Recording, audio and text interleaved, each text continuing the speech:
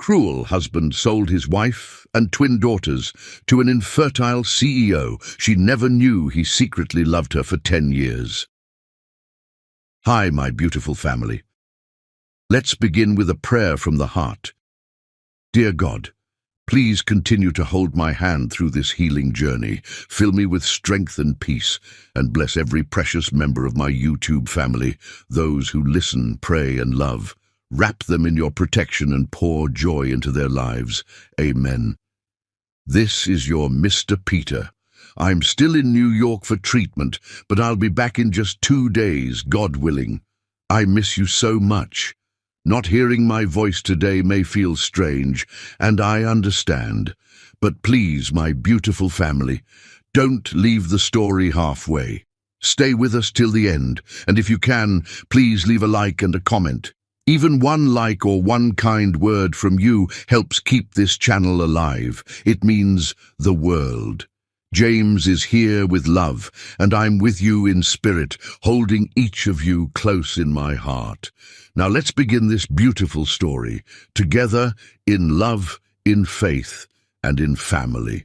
Some loves are born in a single glance, destined to burn quietly for years, waiting for fate to write their second chapter. Champagne bubbled gold in crystal flutes as Miami's cultural elite wandered through the evening's premiere exhibition, their Louboutin heels clicking against polished Italian marble. The gallery buzzed with conversations about market trends and investment pieces, but Ron Wombolt stood transfixed before a single canvas that seemed to capture pure hope itself. The painting depicted a woman dancing alone in a storm, her face turned skyward, arms outstretched to embrace lightning that had transformed into butterflies. It was breathtaking, raw emotion translated into brushstrokes that made his chest tighten with recognition. "It's called Dancing with Dreams," came a voice like warm honey behind him. Ron turned, and his world shifted forever. The woman before him was luminous, not with the manufactured beauty of the socialites who usually pursued him, but with an inner radiance that seemed to emanate from her very soul. Her dark skin glowed under the gallery's professional lighting, and when she smiled, her entire being seemed to light up. She wore a simple black cocktail dress that highlighted her graceful curves, her natural hair styled in elegant twists that framed her face perfectly. "You painted this?" Ron asked, though he already knew from the way she looked at the canvas, with the fierce pride of creation. "Guilty as charged," Peggy Boughton laughed, extending her hand. "I'm Peggy, and judging by how everyone keeps stealing glances at you, you must be someone important." Ron took her hand, feeling electricity shoot up his arm. At 28, he'd built a real estate empire worth hundreds of millions, but no business triumph had ever affected him like this woman's touch. "Ron Wombolt, and I'm really just someone who recognizes extraordinary art when he sees it." His eyes never left her face, though I suspect the artist is even more remarkable than her work. Peggy blushed, soft pink tinting her cheeks. "That's quite a line, Mr. Wombolt." "It's not a line when it's absolute truth," Ron replied, then caught himself. He was usually composed, guarded, the consummate businessman. But something about this woman stripped away every carefully constructed wall he'd built. They drifted through the gallery together, Peggy explaining her pieces with passion that made her eyes sparkle like stars. Ron found himself captivated not just by her artistic vision, but by her dreams of opening her own design studio, her obvious adoration for her twin daughters, her belief that art could heal wounds the world couldn't see. "Twins?" Ron asked, his heart sinking slightly. She was clearly committed to someone. "Floressa and Wilma," Peggy said, her voice growing impossibly tender. "They're 4 years old and absolutely everything to me. Florissa is my little artist. She's constantly drawing, creating, seeing the world in colors I never imagined. Wilma is my quiet philosopher. She notices everything, feels everything so deeply it sometimes scares me." "They sound incredible," Ron said, meaning every word. "Their father must be immensely proud." A shadow flickered across Peggy's expressive features. James is complicated, but the girls are my anchor, my reason for believing that tomorrow can be better than today. They found themselves on the gallery's rooftop terrace, Miami's skyline spread before them like scattered diamonds. The November breeze carried hints of ocean and jasmine, and the city's energy hummed around them like a lullaby. "Tell me about your dreams, Ron Wombolt," Peggy said, leaning against the railing. Moonlight caught the gold flecks in her dark eyes. What makes a successful businessman stand in an art gallery, looking like he's searching for his missing piece? Ron was quiet for a moment, studying her face in the silver light. He'd never been this open with anyone, but something about her made honesty feel safe. "I've built an empire," he admitted, "but success feels hollow when you have no one to share it with. Money, power, achievements, they're just numbers without meaning. I suppose I'm searching for purpose, connection, something real in a world that often feels manufactured." "And what would real look like to you?" "A family," Ron said, the words emerging before his guard could stop them. "Someone to build a life with, not a business arrangement. Children to watch discover the world. Love that transcends quarterly earnings and board meetings." He paused, his voice growing softer. "Someone who looks at me the way you look at your paintings, like I'm something precious worth cherishing." Peggy's breath caught audibly. In the moonlight, Ron Wombolt was devastating. His piercing blue eyes held depths she wanted to explore forever. His dark hair caught the breeze in a way that made her fingers itch to touch it. And when he smiled, his whole face transformed from corporate titan to romantic poet. "That's beautiful," she whispered. "So are you," Ron replied, stepping closer. The space between them crackled with electricity. "Peggy, I know we just met, but I feel like I've been waiting my entire life for this moment. For you." Their faces were inches apart now, the chemistry between them so intense it was almost visible. Peggy's heart hammered as she looked into his eyes, seeing something she'd never found in James's gaze: genuine tenderness, respect, a love that promised safety instead of storms. "Ron, There you are, baby." Both jumped apart as James Ruffer approached, his expensive suit unable to hide the slight unsteadiness that suggested several drinks. He was conventionally handsome, but there was something sharp in his smile, something possessive in how he immediately pulled Peggy against his side. "James," Peggy said, her voice carefully neutral, "this is Ron Wombolt. He was admiring my work." James's eyes sharpened with recognition and calculation. "The Ron Wombolt? Wombolt Industries?" He extended his hand with the eager enthusiasm of someone sensing opportunity. "James Ruffer. I develop residential properties. We should discuss business sometime." Ron shook his hand politely, but his eyes remained on Peggy, who had subtly pulled away from James's grip. "Perhaps," Ron said diplomatically. "Well, we should leave," James said, his hand firm on Peggy's lower back. "The babysitter charges overtime, and someone has an early morning with the girls." "Of course," Ron said, his eyes meeting Peggy's one final time.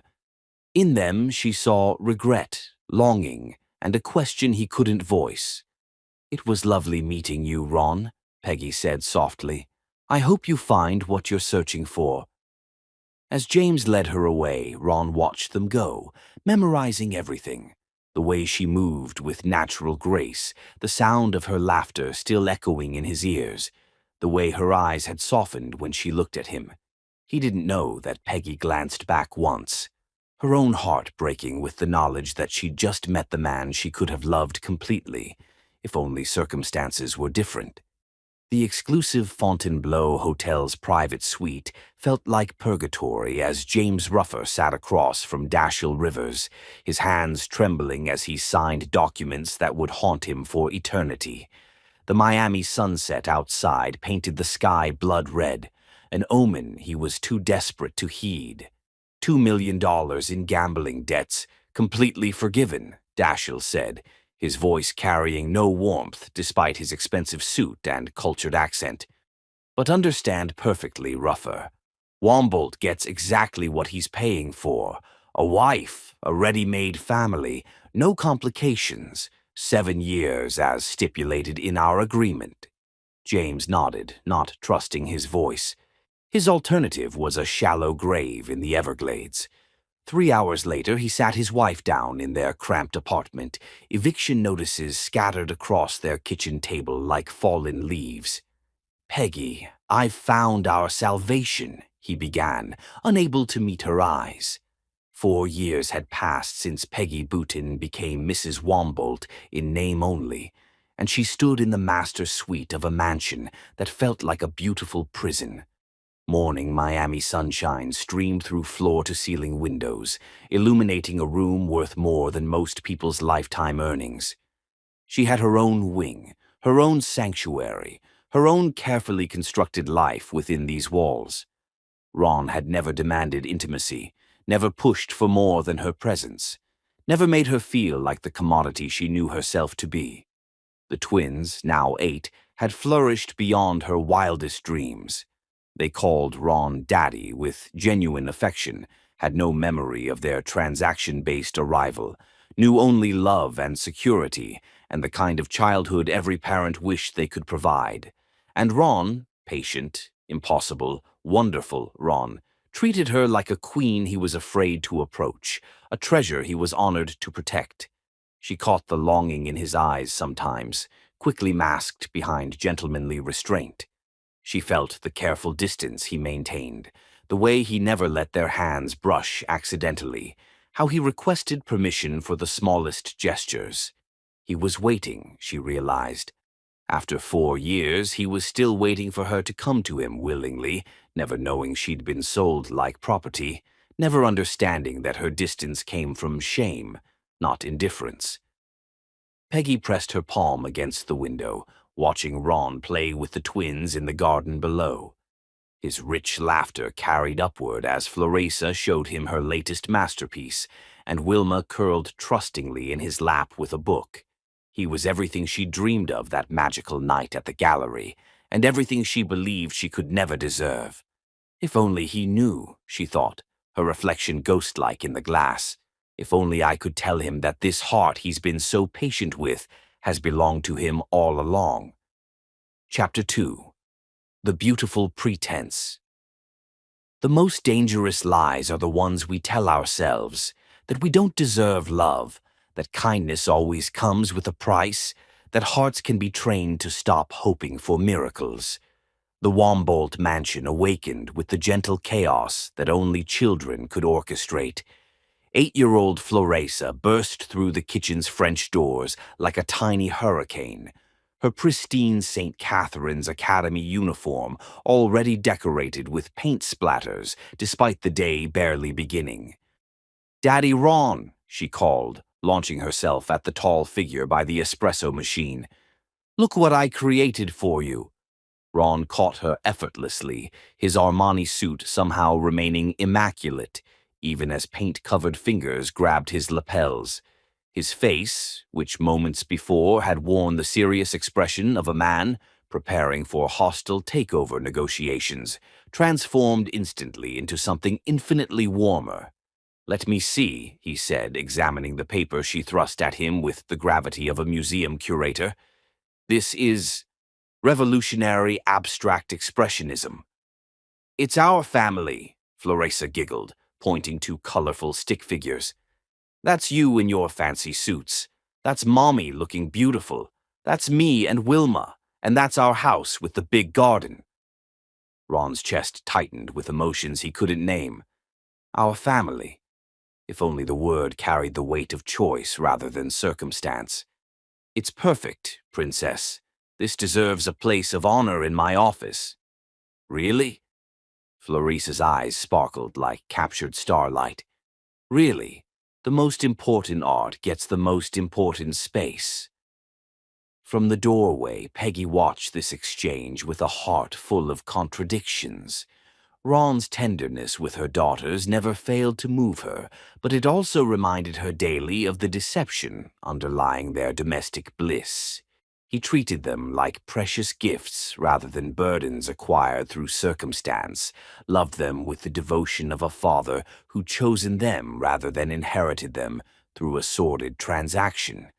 "Mommy," Wilma materialized at Peggy's side with her characteristic quiet grace. Daddy Ron made pancakes shaped like butterflies. "Did he?"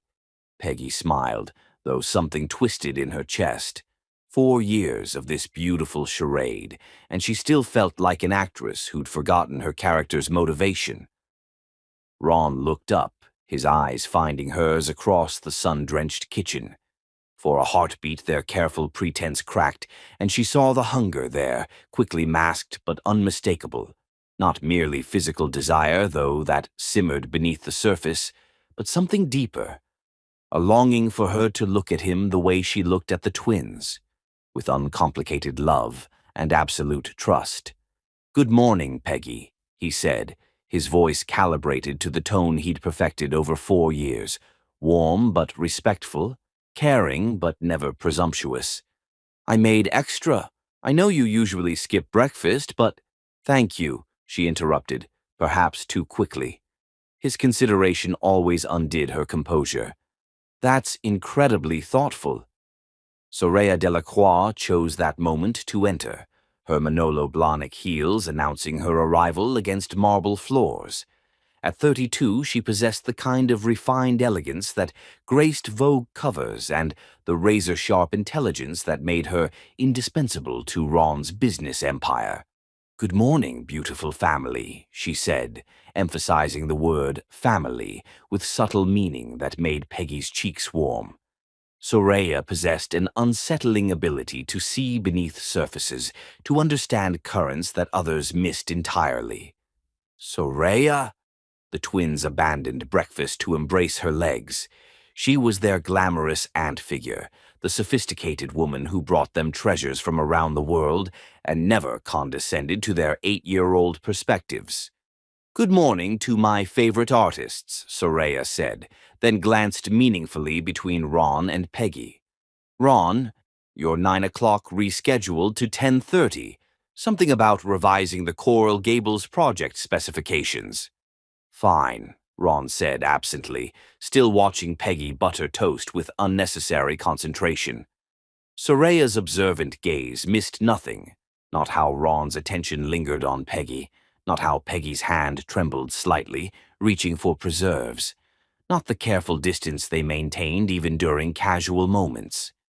4 years, Soraya thought with frustration. 4 years of this exquisite torture. She'd been Ron's executive assistant for 6 years, had watched him command boardrooms full of powerful men, but had never witnessed him as vulnerable as he became around the woman he believed had married him for security rather than love. "Girls, finish getting ready for school," Peggy suggested. "Mrs. Carmen will drive you in 15 minutes. As the twins scampered upstairs, the kitchen settled into charged silence that had become typical between the adults in this house. "I'll be late tonight," Ron said, adjusting his tie with practiced efficiency. "Board dinner at the Ocean Club. Don't wait up." The casual dismissal stung more than Peggy cared to admit. "Of course, I'm having dinner with Aviora anyway." Something flickered in Ron's eyes. Disappointment. Relief. "Good. You should maintain your friendships, your independence." Another subtle knife twist.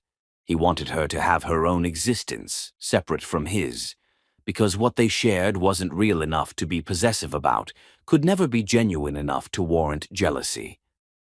After Ron departed for downtown Miami, Peggy wandered the mansion like a ghost haunting a museum.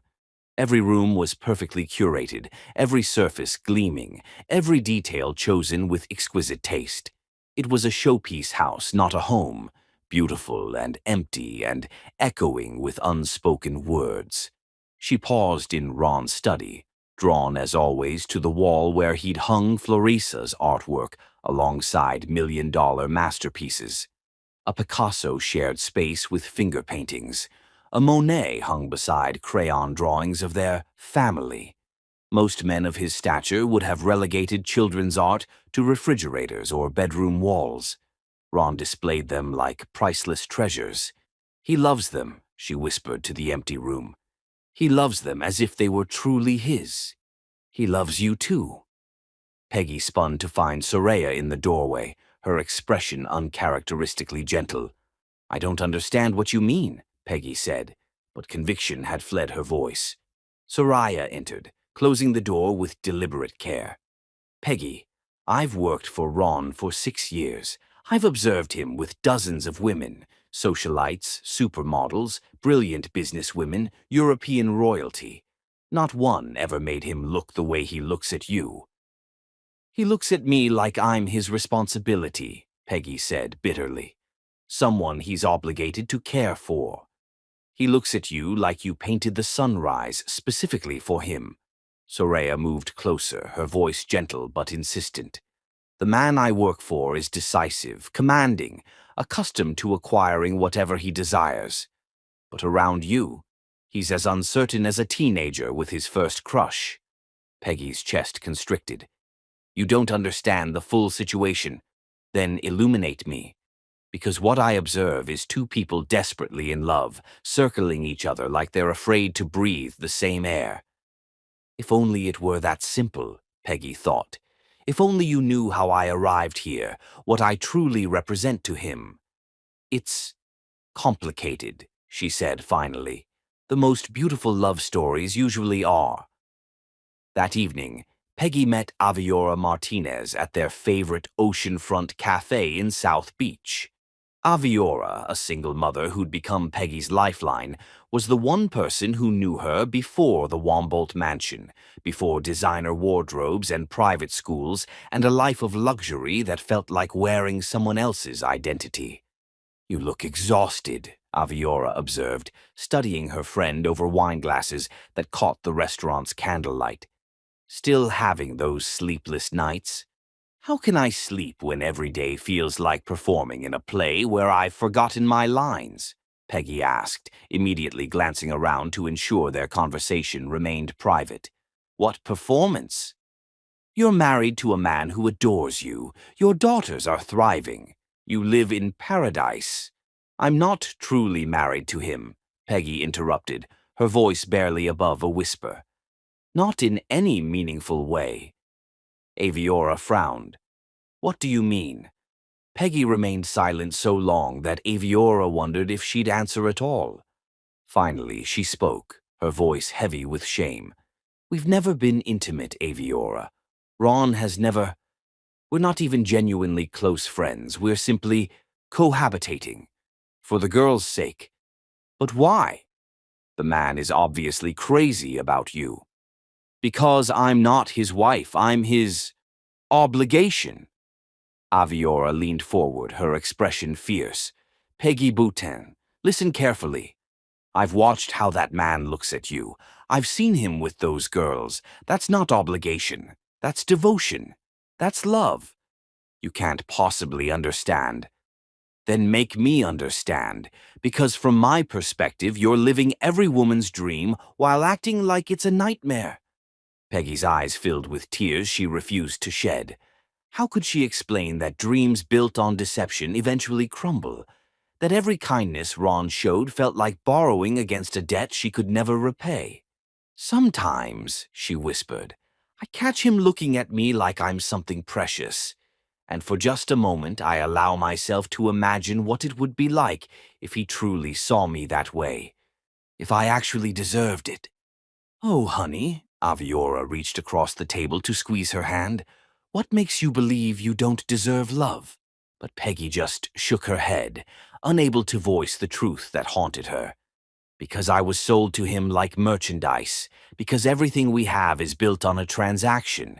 Because if he knew the reality, he'd look at me with disgust instead of longing." Meanwhile, across town at the exclusive Ocean Club, Ron endured a bored dinner that felt interminable. Conversations swirled around him, merger discussions, quarterly projections, expansion strategies. but his mind remained at the mansion, wondering what Peggy was doing, if she was happy, if she ever considered him as more than a convenient provider. "You're distracted tonight," observed Leander Stone, Ron's best friend and business partner. As the evening concluded and other board members dispersed, Leander moved his chair closer.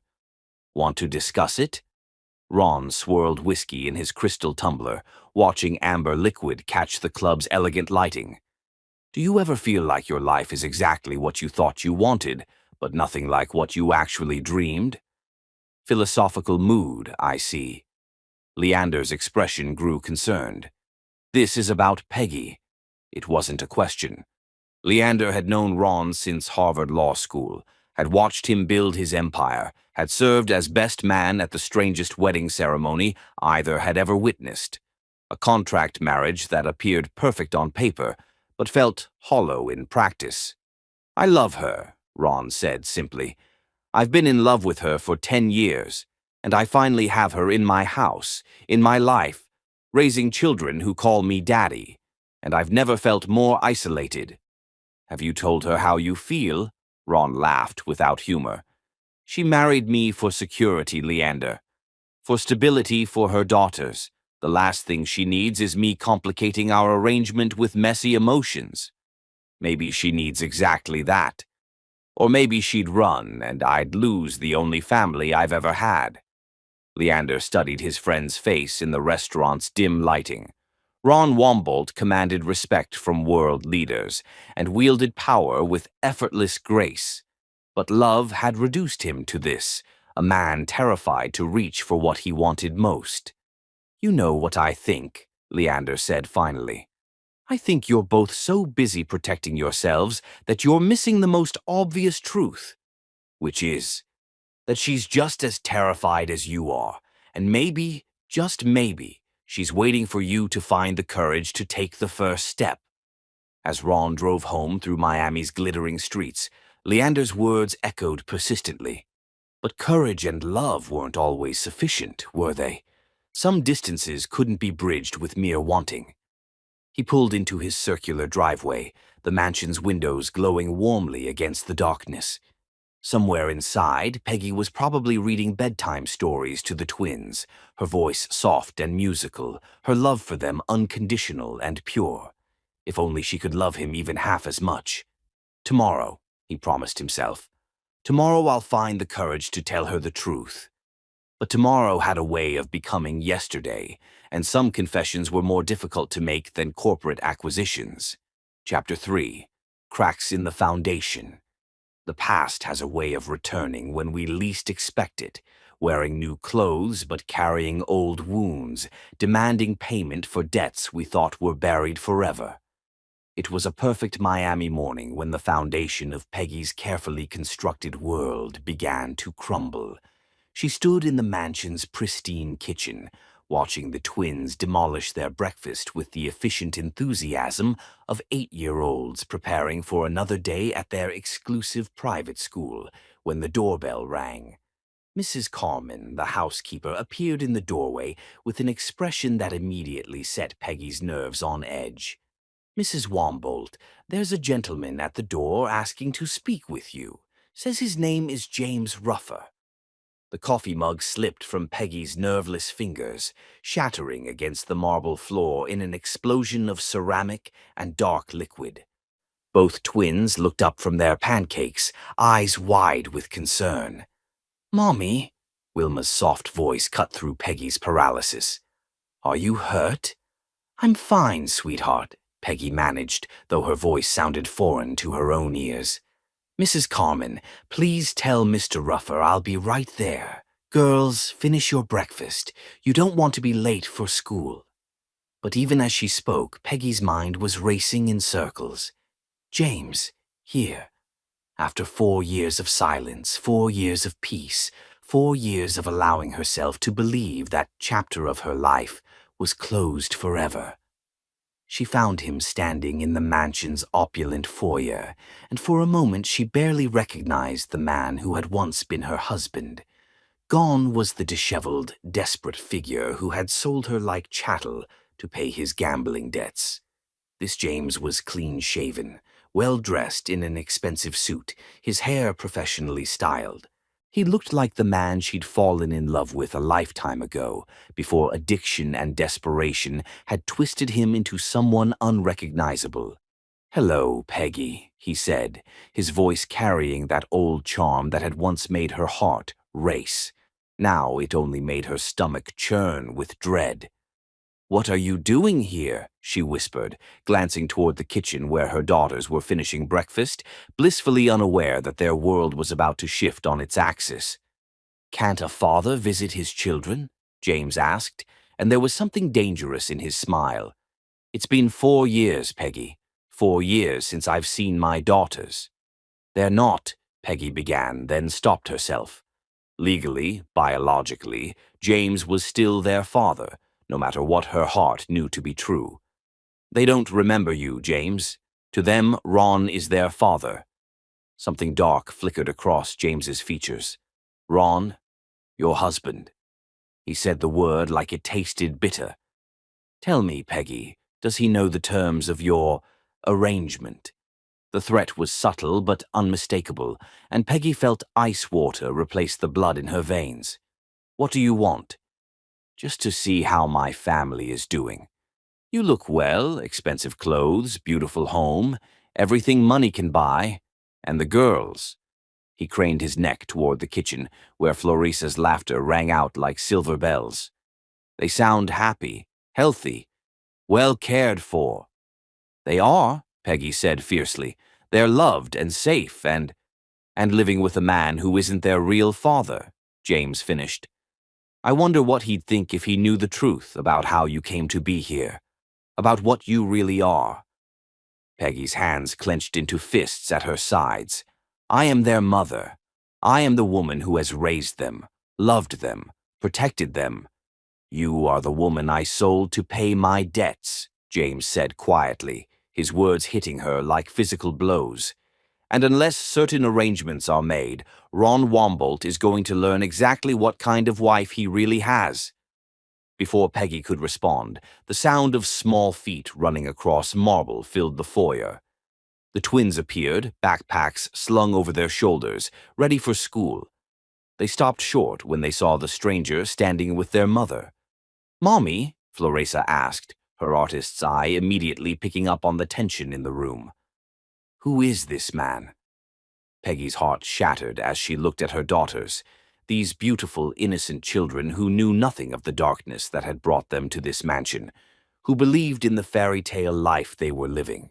How could she explain that the monster from their mother's past had returned to threaten their happiness? "This is," she began, then stopped, unable to form the words. "I'm James," he said, crouching down to the twins' eye level with a smile that didn't reach his eyes. "I'm an old friend of your mother's." Wilma, always the more perceptive twin, stepped closer to Peggy and took her hand. "Mommy, you're shaking." "I'm fine, baby," Peggy lied, squeezing her daughter's small fingers. "Why don't you girls go wait in the car? Mrs. Carmen will take you to school." "But," Florissa started to protest. "Now, please," Peggy said with more sharpness than she intended. Both girls flinched, and she immediately regretted her tone. "I'll see you after school, okay? Have a wonderful day." The twins exchanged worried glances, but obediently headed toward the garage. As soon as they were out of sight, Peggy whirled on James. "How dare you come here? How dare you frighten my children?" "Our children," James corrected. "And I'm clean now, Peggy. Sober for 8 months. I've got a job, an apartment, a new life. I want to be part of theirs." "You gave up that right when you sold us like property," Peggy hissed, her voice low and venomous. "I saved us," James shot back. "You were about to be homeless. The girls were going to go hungry. I found a solution that gave you the life you always wanted. Luxury, security, a man who could provide for you better than I ever could. You found a way to save your own skin and told yourself it was noble," Peggy said. "Don't you dare rewrite history." James's facade of reasonableness began to crack. You think you're better than me now, living in your mansion, playing house with your billionaire? You're still the same woman who was sold to the highest bidder. And your precious Ron, does he know that's what he bought? A wife and instant family packaged together for his convenience. Get out, Peggy whispered, her voice trembling with rage and fear. Get out of my house. Your house, James laughed, the sound ugly and sharp. Nothing here belongs to you, Peggy. Not the house, not the car, not the fancy clothes, not even your own children. It all belongs to Ron Wombolt, including you. And if he knew the truth about what? Both Peggy and James spun toward the voice. Ron stood in the doorway, still in his business suit from an early morning meeting, his blue eyes cold as Arctic ice as they took in the scene before him. Peggy's heart stopped. How much had he heard? Ron, she managed. This is James. He was just leaving.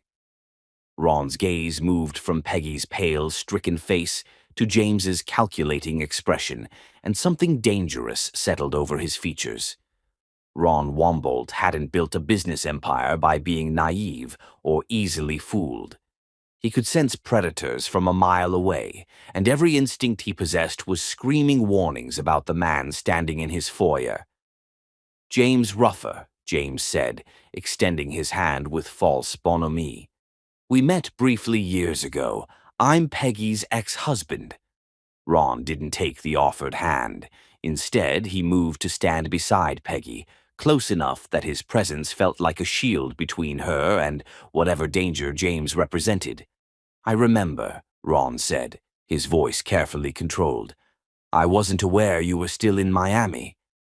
Just got back, James said, his smile becoming more strained as he realized his charm wasn't working on Ron. Wanted to see my daughters. It's been too long. 4 years, Ron said. It wasn't a question. Yes, well, I've been getting my life together, clean and sober now, ready to be the father they deserve. Peggy made a small, wounded sound, and Ron's hand found the small of her back, a gesture of comfort and protection that was purely instinctive. The girls don't know you, Ron said quietly. To them, I'm their father. I've been the one tucking them in at night, helping with homework, cheering at dance recitals. I'm the one they run to when they're hurt or scared. What exactly do you think you can offer them that they don't already have? James's mask slipped completely then, revealing the manipulative, bitter man beneath. I can offer them their real father, their biological connection, their true family. Family isn't about biology, Ron said, his voice like steel. It's about love, commitment, showing up every single day. It's about putting their needs before your own, always. Can you say you've done that? I'm here now, James said desperately. I want another chance. 4 years too late. The finality in Ron's voice seemed to hit James like a physical blow. His eyes darted between Ron and Peggy, calculating, searching for leverage. Well, he said finally, his voice taking on a silky, dangerous tone, I suppose I'll have to speak with my lawyer about custody arrangements. After all, blood is thicker than financial arrangements. The words hung in the air like a threat. Peggy went even paler, if that were possible, and Ron's jaw tightened. I think you should leave now, Ron said, his voice quiet but carrying the unmistakable authority of a man accustomed to being obeyed. Of course, James said, straightening his jacket, but this isn't over. I'll be in touch. He looked directly at Peggy. We have so much to discuss about the past and the future.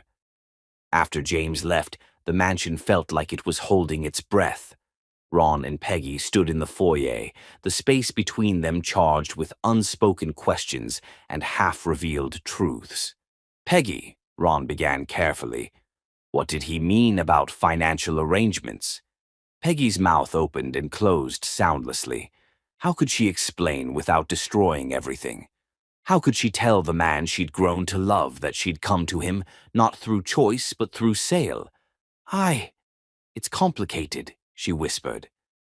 Ron studied her face, seeing the fear there, the shame, the desperate desire to run.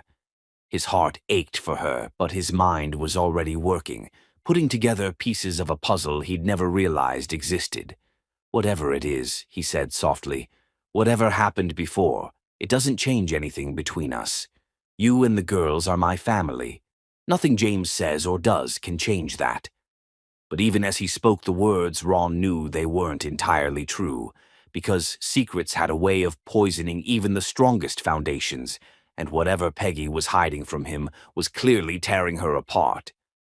That night, after the twins were safely tucked into bed and the mansion had settled into its evening quiet, Ron stood in his study and made a phone call that would change everything.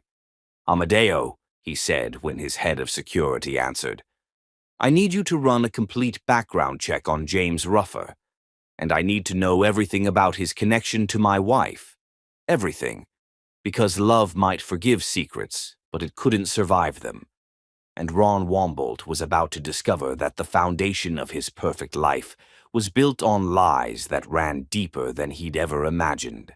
Chapter 4. When Masks Begin to Fall. Truth has a way of demanding recognition, like sunlight seeping through cracks in a curtain, illuminating everything we've tried so desperately to keep hidden in darkness. The Miami dawn broke gray and restless, matching Ron's mood as he sat in his study, surrounded by files that Amadeo Santos had delivered at 6 a.m. His head of security was nothing if not thorough: financial records, police reports, hospital admissions, witness statements, all painting a picture of James Ruffer that made Ron's blood run cold. But it was the final document that had stopped his heart entirely. A contract signed 4 years ago, bearing both James's signature and that of Dashiell Rivers, a name Ron recognized from Miami's underbelly of loan sharks and criminal financiers. Financial arrangement for the settlement of debts totaling $2 million. Transfer of custody and care. 7-year agreement. The legalese was carefully worded, but the meaning was clear enough to make Ron feel physically sick. Peggy hadn't married him for love or even security. She had been sold to him like property, and he had been too blind, too desperate for her love, to see the truth. "Sir?" Amadeo's voice came from the doorway. The older man had worked for Ron for 8 years, had seen him through hostile takeovers and corporate warfare, but had never seen his employer look so utterly shattered. "How long have you known?" Ron asked without looking up from the contract. "I suspected something wasn't right from the beginning," Amadeo admitted, his accented English careful and precise. "The way she came to you, the circumstances, the speed of everything. But the paperwork looked legitimate on the surface. Rivers is very good at covering his tracks. It wasn't until I dug deeper after James's return that I found the connection to his trafficking operation. You were so happy, and she and the children seemed safe here. So you said nothing. I protected you the only way I knew how, by making sure they stayed safe. Whatever brought Mrs. Wombolt to you, she's been a good wife, a loving mother. The children adore you. You've built something beautiful together." Ron laughed bitterly. "Built on lies. All of it." "Built on love," Amadeo corrected gently. "Whatever the beginning was, what you have now is real." Before Ron could respond, Soraya knocked on the study door. She took one look at the scattered papers, at Ron's haggard expression, and closed the door behind her. "James Ruffer was here yesterday," she said without preamble. "I heard from Mrs. Carmen, and judging by your face, you've learned something that's broken your heart." Ron held up the contract. "Did you know?" Soraya moved closer, scanning the document with the sharp intelligence that made her invaluable. Her face grew pale as she read. "My God," she whispered. "He sold them. He actually sold them." "And I bought them," Ron said, his voice hollow. "I bought a wife and children like I was purchasing furniture for the mansion." "You did no such thing," Soraya said fiercely. You provided a home for a woman and children who needed protection. You gave them love, safety, everything they could ever want. I gave them a cage, Ron corrected. A beautiful, luxurious cage, but a cage nonetheless. No wonder she can't love me. How could she love the man who owns her? Ron. She's been trapped here for 4 years, Soraya, playing the perfect wife while knowing she had no choice, no freedom. And I've been so goddamn blind, thinking she was choosing to stay, that maybe someday she might actually care for me. Soraya sank into the chair across from his desk, her usual composure cracking. What are you going to do? Ron was quiet for a long moment, staring at the contract that had destroyed his world. I'm going to set her free. Meanwhile, in the mansion's breakfast room, Peggy sat across from her daughters as they ate their cereal, but her mind was miles away. She'd barely slept, James's threats echoing in her head all night. Blood is thicker than financial arrangements. The words felt like a noose tightening around her throat. Mommy, you're not eating, Wilma observed with the quiet perception that always caught adults off guard. I'm not very hungry, sweetheart, Peggy managed, forcing a smile that felt like plastic. Are you sick? Florisa asked, her expressive face creased with worry. You look sad. I am sad, Peggy thought. I'm terrified and ashamed and completely lost. But she couldn't say that to her 8-year-old daughters, couldn't burden them with the adult complications that threatened to tear their world apart. Just tired, she lied. I didn't sleep well. Maybe Daddy Ron could make you his special hot chocolate, Florisa suggested. It always makes me feel better when I'm sad. Peggy's heart clenched. Daddy Ron. The man who had never once made them feel like burdens, who had loved them from the first day they'd arrived at his mansion, scared, confused 4-year-olds who missed their father and didn't understand why their mother cried herself to sleep every night. That's a lovely idea, Peggy said, but her voice caught on the words. The twins exchanged one of their wordless twin communications, the kind that made Peggy feel like they could read each other's minds. Mommy, Wilma said carefully, yesterday when that man came to see you, you got very upset. Peggy's blood chilled. What man? The man in the fancy suit who said he was your friend, Florisa chimed in. But he didn't seem like a friend. Friends don't make people shake and look scared. God, they're too perceptive, Peggy thought desperately. Too young to see so much, understand so much. Sometimes, she said carefully, adults have complicated relationships with people from their past. It doesn't mean anything bad is going to happen. But even as she spoke the words, Peggy knew they were a lie. James wouldn't give up easily. He'd seen the mansion, the life they were living, and his calculating mind would already be working on ways to exploit it, whether through blackmail, custody battles, or simply making their lives miserable until Ron decided they weren't worth the trouble. Is he coming back? Wilma asked, her small hand reaching across the table to touch Peggy's. I don't know, baby, Peggy answered honestly. But if he does, Daddy Ron won't let him hurt us. You know that, right? Both girls nodded solemnly. Their faith in Ron was absolute, unshakable. He was their protector, their provider, the man who read them bedtime stories and helped with math homework and never raised his voice even when they tracked mud through his pristine house. If only they knew, Peggy thought. If only they knew that Daddy Ron might not be able to protect us from this. That some things are bigger than money and power and good intentions. The sound of footsteps in the hallway announced Ron's arrival, and Peggy's heart began to race. She hadn't seen him since the confrontation with James yesterday, hadn't known how to face him with all her secrets, threatening to spill out. He appeared in the doorway looking like he hadn't slept either, his usually perfect appearance slightly disheveled, his eyes holding shadows she'd never seen before. Good morning, girls, he said, and his voice was normal enough, warm and affectionate as he ruffled their hair. But when his eyes met Peggy's, she saw something that made her stomach clench with dread. He knows, she realized with crystal clarity. He knows something. Daddy Ron. Florissa bounced up from her chair. Mommy's sad and tired. Can you make her feel better? Ron's expression softened as he looked at his daughter. Because that's what she was, Peggy realized, whatever the legal documents said. In every way that mattered, Florissa and Wilma were Ron's children.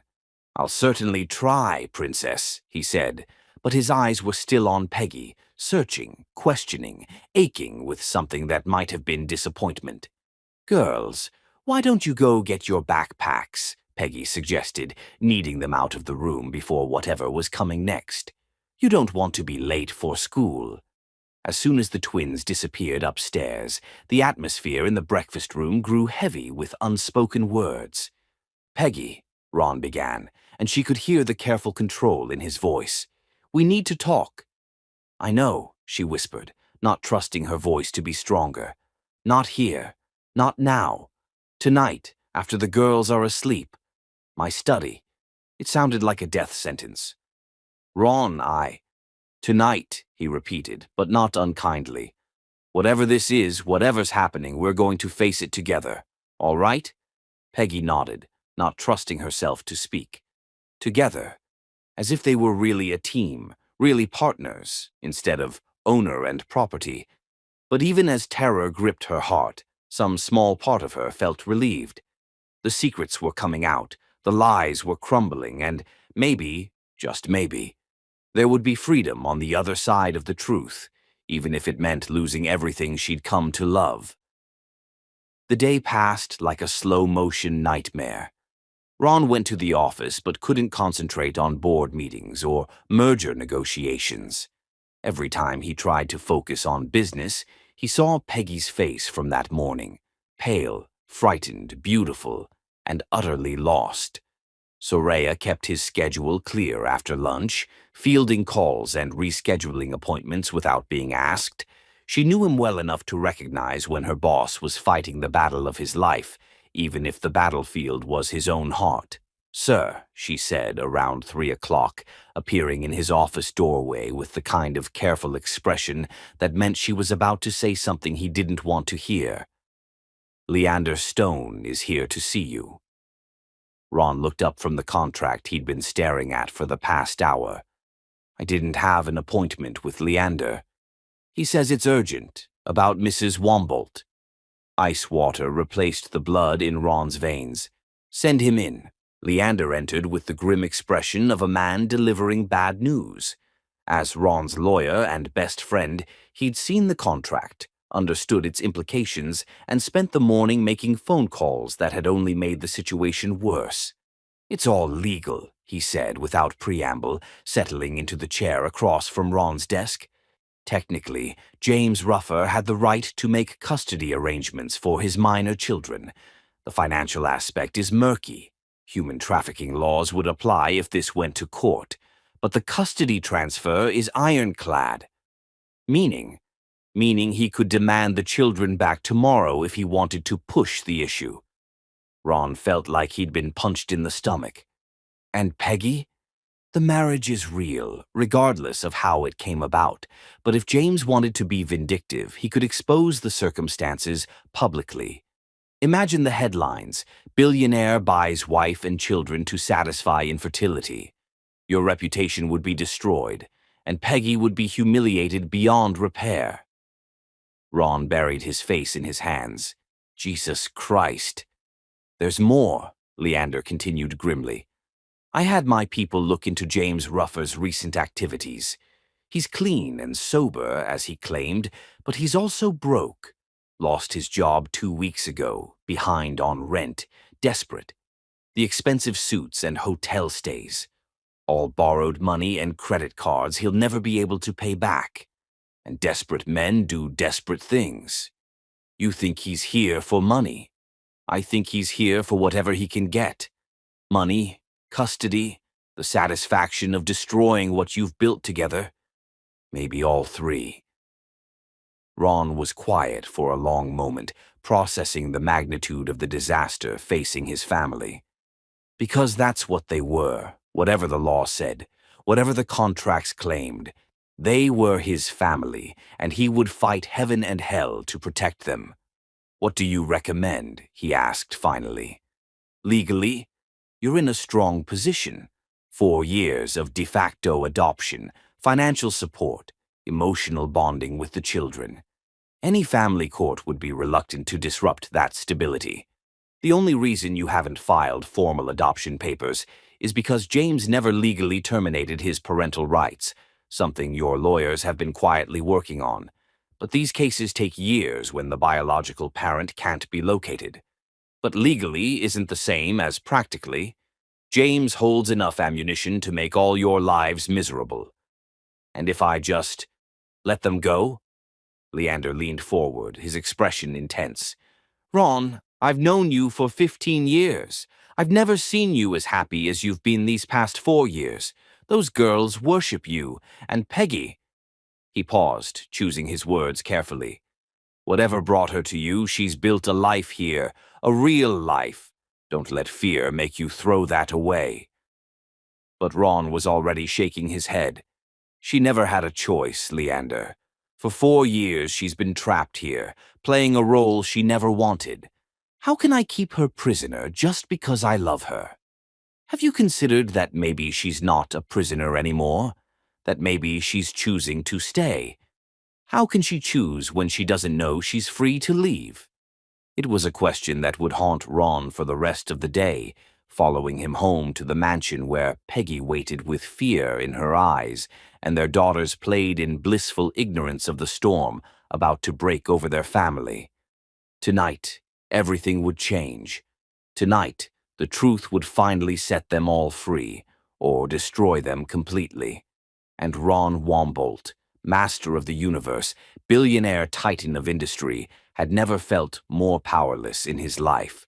Chapter 5. The Storm Before Dawn. Sometimes the cruelest wounds are inflicted by the very people who once promised to love us, their words becoming weapons designed to destroy the happiness they can no longer share. The elegant lobby of the Four Seasons Hotel buzzed with the afternoon energy of Miami's elite, but Peggy barely noticed the marble floors or crystal chandeliers as she sat across from James in a secluded corner booth. She'd agreed to meet him only to keep him away from the mansion, away from her daughters, away from Ron's world that felt increasingly fragile with each passing hour. James looked different in the harsh afternoon light filtering through the hotel's windows. Older, harder, with lines around his eyes that spoke of years spent fighting demons she'd tried to forget. But his smile was the same predatory expression she remembered from their worst days together. "You look beautiful, Peggy," he said, his voice carrying that false charm that had once made her heart race and now made her skin crawl. "Wealth agrees with you." "What do you want, James?" she asked, not bothering with pleasantries. "Say what you came to say and leave my family alone." "Our family," he corrected, leaning back in his chair with the satisfaction of a man holding all the cards. "Those are my daughters, Peggy, my flesh and blood, and you're my wife. Legally, you still bear my name on the original documents that brought you to Wombolt." Peggy's hands clenched in her lap. "I haven't been your wife in any meaningful way for 4 years. You sold that right when you traded us for your gambling debts." "I saved us," James said, his voice taking on the self-righteous tone she remembered all too well. "You were about to lose everything. Our home, our security, our future. I found a solution that gave you and the girls a life of luxury beyond anything I could have provided. You found a way to save your own worthless skin and convinced yourself it was noble," Peggy shot back, her voice low but venomous. "Don't rewrite history, James."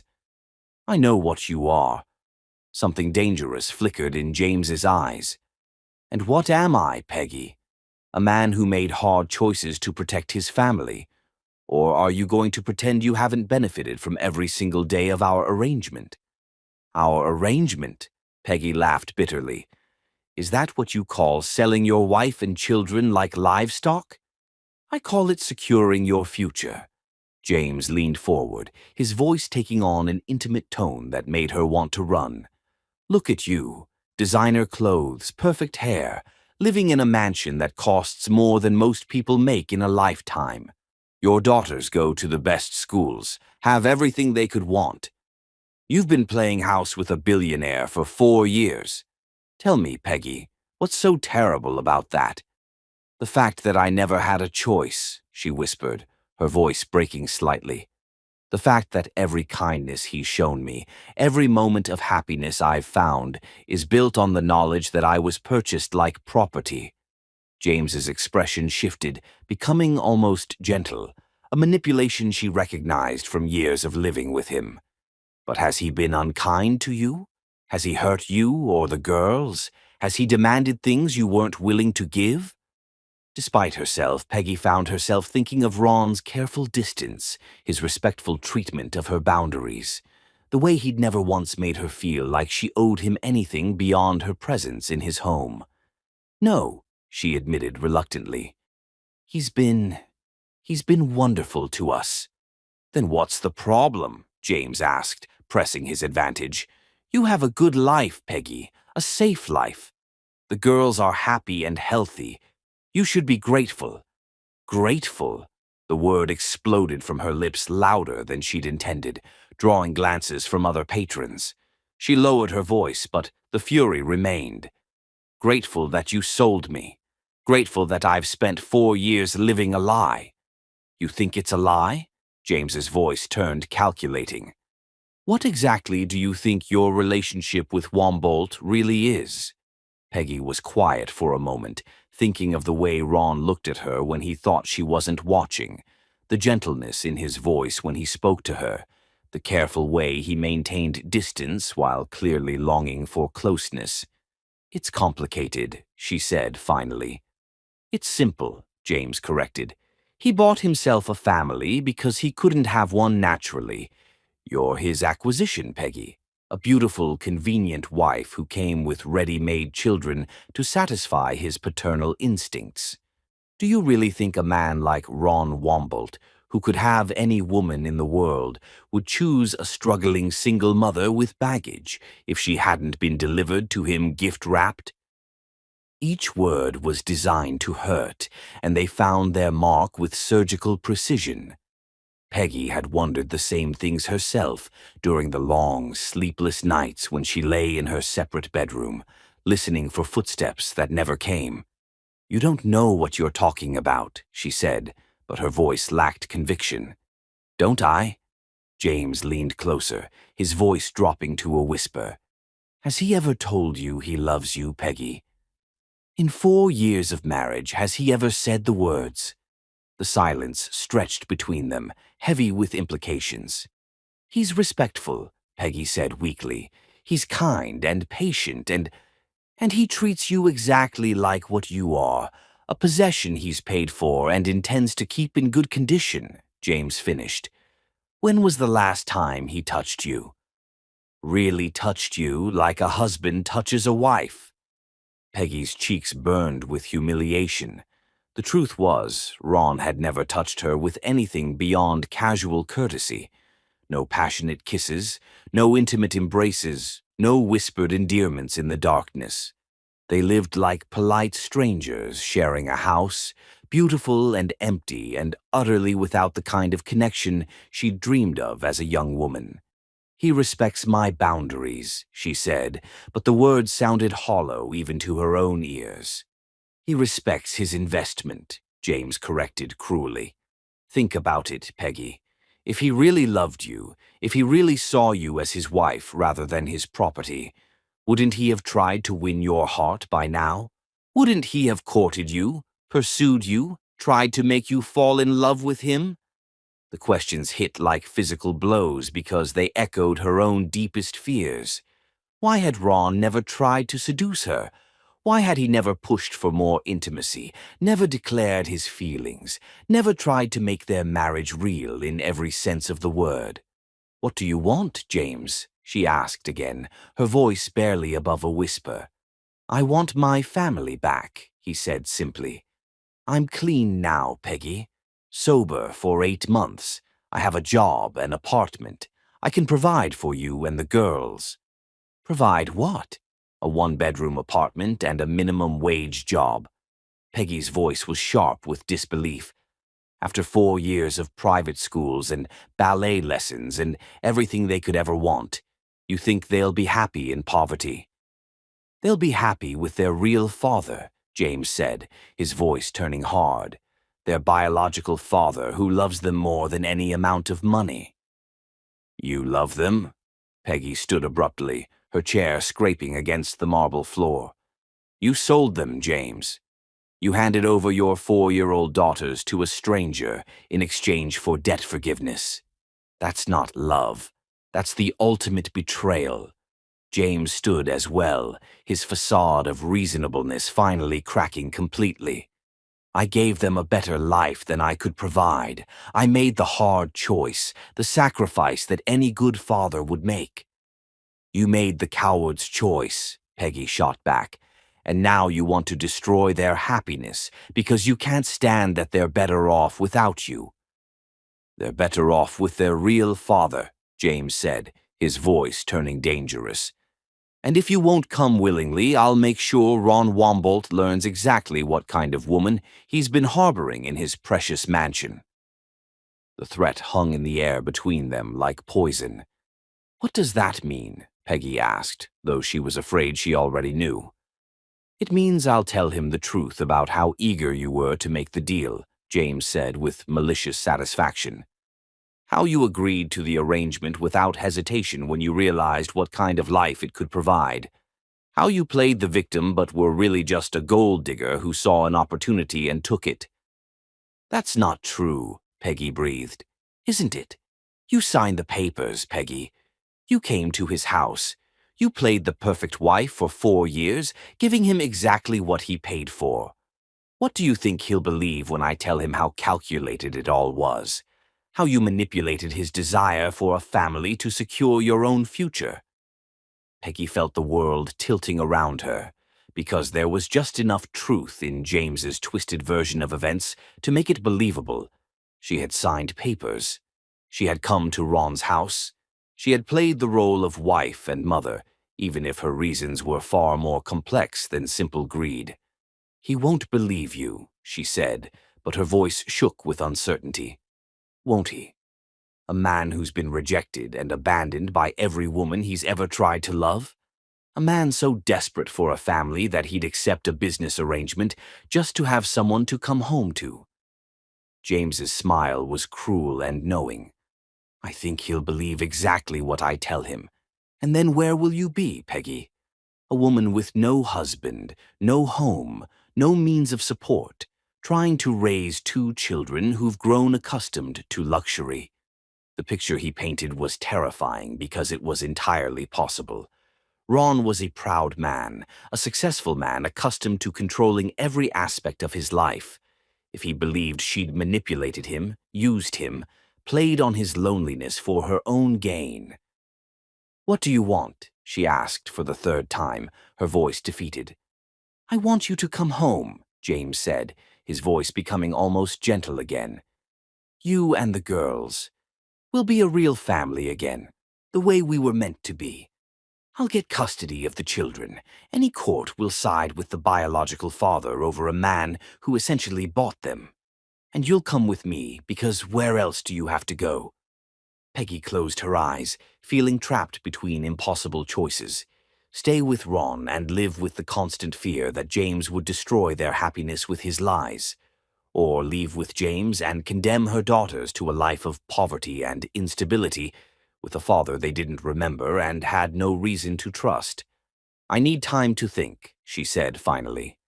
You have until tomorrow night, James said, reaching into his wallet to leave money for his coffee. I'll be at the Marriott downtown, room 1247. Come alone and bring the girls. If you don't show up, he shrugged. Well, I suppose Ron Wombolt will be getting a very interesting phone call. As he walked away, leaving her sitting alone in the elegant hotel lobby, Peggy felt her carefully constructed world crumbling around her. 4 years of happiness, of security, of watching her daughters thrive in the love and protection of a man who'd become more father to them than their biological parent had ever been. All of it balanced on the edge of a knife, ready to fall into darkness. And the cruelest part was that James had planted seeds of doubt that were already taking root. Did Ron really care for her, or was she just a convenient solution to his desire for a family? Was the careful distance he maintained a sign of respect, or evidence that he saw her as property rather than a woman worthy of love? Tonight she was supposed to meet with Ron in his study, supposed to face whatever truths he'd discovered. But now she wondered if she had the courage to hear what he really thought of her, what he really believed about the woman who'd been sold to him like chattel and had been living in his house ever since. Tomorrow night, she thought, as she sat in the fading afternoon light, watching Miami's elite go about their privileged lives. Tomorrow night, everything will change one way or another. The only question was whether she'd have the strength to choose love over fear, or if 4 years of secrets and shame had already made that choice impossible. Chapter 6. Secrets in Moonlight. The most beautiful confessions are born from desperation, when the heart can no longer bear the weight of unspoken truths and chooses vulnerability over safety, love over fear. The Wombolt mansion felt different that evening, as if the very walls were holding their breath in anticipation of the conversation that would either heal or destroy everything. Peggy stood before her bedroom mirror, her hands trembling as she tried to find the courage to face Ron's study and whatever revelations waited there. She'd barely touched dinner, picking at the gourmet meal while the twins chattered about their day at school, their innocent voices a sharp contrast to the turmoil in her heart. Ron had been quieter than usual, his blue eyes holding shadows she'd never seen before, and every glance between them had felt charged with unspoken questions. Now the girls were safely tucked into their beds, their evening routine of stories and goodnight kisses completed with the kind of normalcy that might not exist tomorrow. Peggy had lingered in their room longer than usual, memorizing their faces in sleep, wondering if this would be the last night they'd all be together under this roof. A soft knock on her bedroom door made her heart jump. "Peggy," Ron's voice was gentle, careful. "Are you ready?" She opened the door to find him still in his business attire, though he'd loosened his tie and rolled up his sleeves, small signs of informality that somehow made him seem more approachable and more vulnerable. "As ready as I'll ever be," she said, surprised by how steady her voice sounded. They walked to his study in silence, the click of her heels against marble echoing in the quiet mansion. Ron held the door open for her with the same courtly manners he'd always shown, but tonight the gesture felt weighted with significance. The study was Ron's sanctuary, dark wood paneling, leather-bound books, expensive artwork, and the faint scent of his cologne mingling with aged whiskey. But tonight it felt like a confessional, with moonlight streaming through tall windows and casting everything in silver shadows. "Would you like something to drink?" Ron asked, moving toward the bar. "No, thank you," Peggy said, then reconsidered. "Actually, yes. Something strong." Ron poured 2 glasses of aged bourbon, his movements precise and controlled. But she could see the tension in his shoulders, the careful way he was holding himself together. When he handed her the glass, their fingers brushed, and she felt that familiar electric shock that had never faded, even after 4 years. They sat across from each other, Ron behind his massive desk, Peggy in one of the leather chairs that probably cost more than most people's cars. The distance between them felt like an ocean, and yet the air crackled with invisible threads of connection that had been growing stronger every day they'd shared the same space. "Peggy," Ron began, then stopped, running a hand through his dark hair. "I don't know how to start this conversation." "Start with the truth," she said quietly. Whatever you've learned, whatever you know, just say it." Ron was quiet for a long moment, studying her face in the moonlight. She was so beautiful it hurt to look at her. The elegant curve of her neck, the way her dark eyes reflected the silver light, the careful way she held herself as if preparing for a blow. "I know about the contract," he said finally, his voice barely above a whisper. Peggy's breath caught, but she didn't look away. "What contract?" "The one James signed with Dashiell Rivers 4 years ago, the one that transferred custody of the twins and arranged for you to come to me." He paused, his voice growing rougher. "I know that you were sold, Peggy. I know that none of this was your choice." The words hung in the air like a death sentence. Peggy set down her bourbon with shaking hands, the glass clicking against the side table. "How long have you known?" she asked. "Since yesterday. After James's visit, I had my security team investigate. The documentation was thorough." Peggy closed her eyes, feeling shame wash over her in waves. "So now you know what I really am." "What you really are?" Ron's voice was sharp with something that might have been anger. "You're a woman who was victimized by a system that failed to protect you. You're a mother who sacrificed everything to keep her children safe. I'm a woman who was sold like property," Peggy interrupted, her voice breaking. "A woman who's been living in your house under false pretenses for 4 years, playing a role I was never meant to play." Ron stood abruptly, moving around the desk to kneel beside her chair. The gesture was so unexpected, so tender that it stole her breath. "Look at me," he said softly, taking her hands in his. "Please, Peggy, look at me." She opened her eyes to find his face inches from hers, his blue eyes blazing with an intensity that made her heart race. "I need you to understand something," he said, his voice rough with emotion. "Learning about that contract didn't change how I feel about you. It didn't make me see you differently. If anything, it made me realize how much strength it must have taken to build the life you've built here, to love those girls the way you do, to be the woman you are despite everything you've been through." "Ron, I'm not finished," he said, his thumbs brushing across her knuckles. "I need to tell you something I should have said years ago, something I've been too much of a coward to admit." Peggy's heart stopped. "What?" Ron took a shaky breath, as if he were about to jump off a cliff and wasn't sure if he could fly. "I love you," he said simply. "I've been in love with you for 10 years, since that night we met at the art gallery. I've loved you through your marriage to James, through the divorce, through every day of these past 4 years when I watched you bloom in this house and wondered if you could ever feel even a fraction of what I feel for you." The words hit Peggy like a physical blow. "That's not possible." "It's not only possible, it's the truest thing I've ever said," Ron replied, his voice growing stronger. "When James brought you and the girls to me, I thought it was a miracle. The woman I'd dreamed about for 6 years was suddenly in my life, and I had a chance to show her how much she meant to me. I thought if I was patient enough, kind enough, respectful enough, maybe someday you'd see me as more than just a provider." Tears were streaming down Peggy's face now. "You don't understand.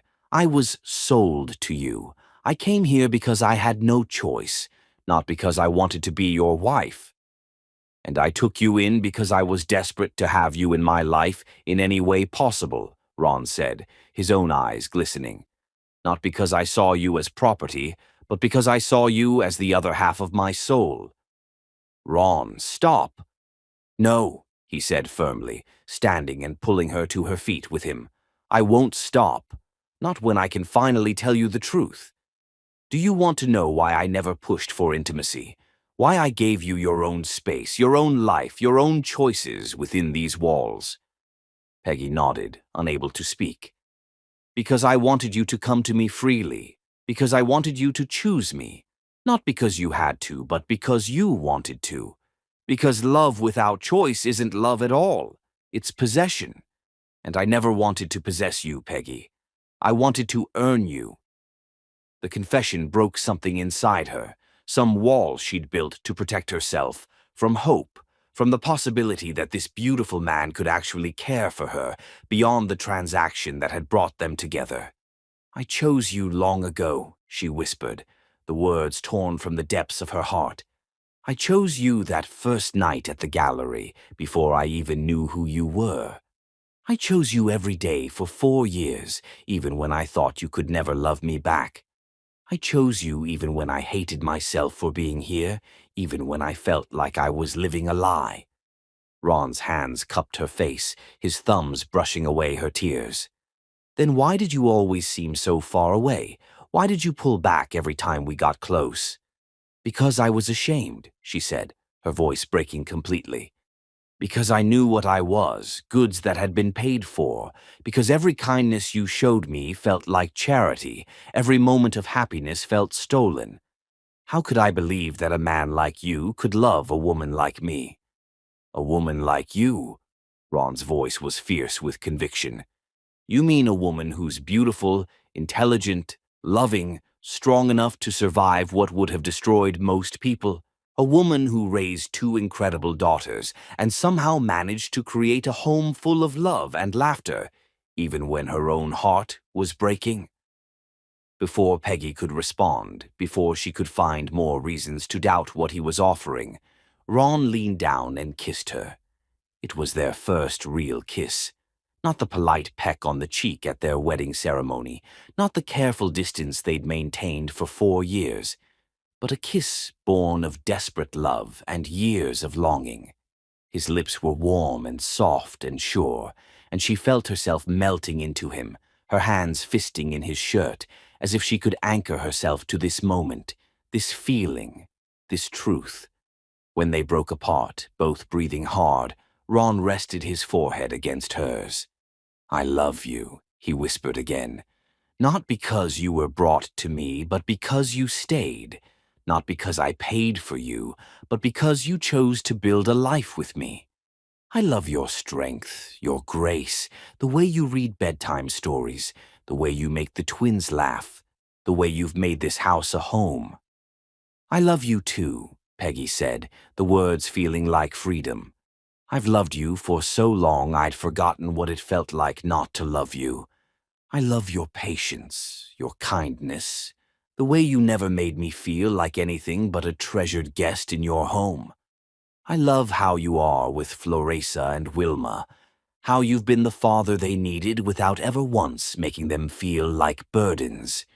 They might have stood there forever, holding each other in the moonlight, finally free to love without secrets or shame. But the sound of footsteps in the hallway broke the spell, followed by an urgent knock on the study door. "Mr. Wombolt?" It was Mrs. Carmen, and her voice was tight with anxiety. "I'm sorry to disturb you, but there's a man at the front door. He says he has legal documents regarding the children, and he's demanding to speak with Mrs. Wombolt immediately." Peggy and Ron looked at each other, their beautiful confessions suddenly pierced by harsh reality. "James," Peggy whispered, terror replacing joy in her eyes. "Let him come," Ron said, his voice hardening with determination. "It's time to finish this." But even as he spoke, even as he pulled Peggy closer to his side, both of them knew that James's arrival would test everything they'd just declared. Love was a beautiful thing, but it would take more than love to protect their family from the storm that was about to break over their heads. The battle for their future was about to begin, and this time there would be no retreat, no careful distance, no polite pretense. This time, they would fight together. Chapter 7. When Angels Refuse to Fly.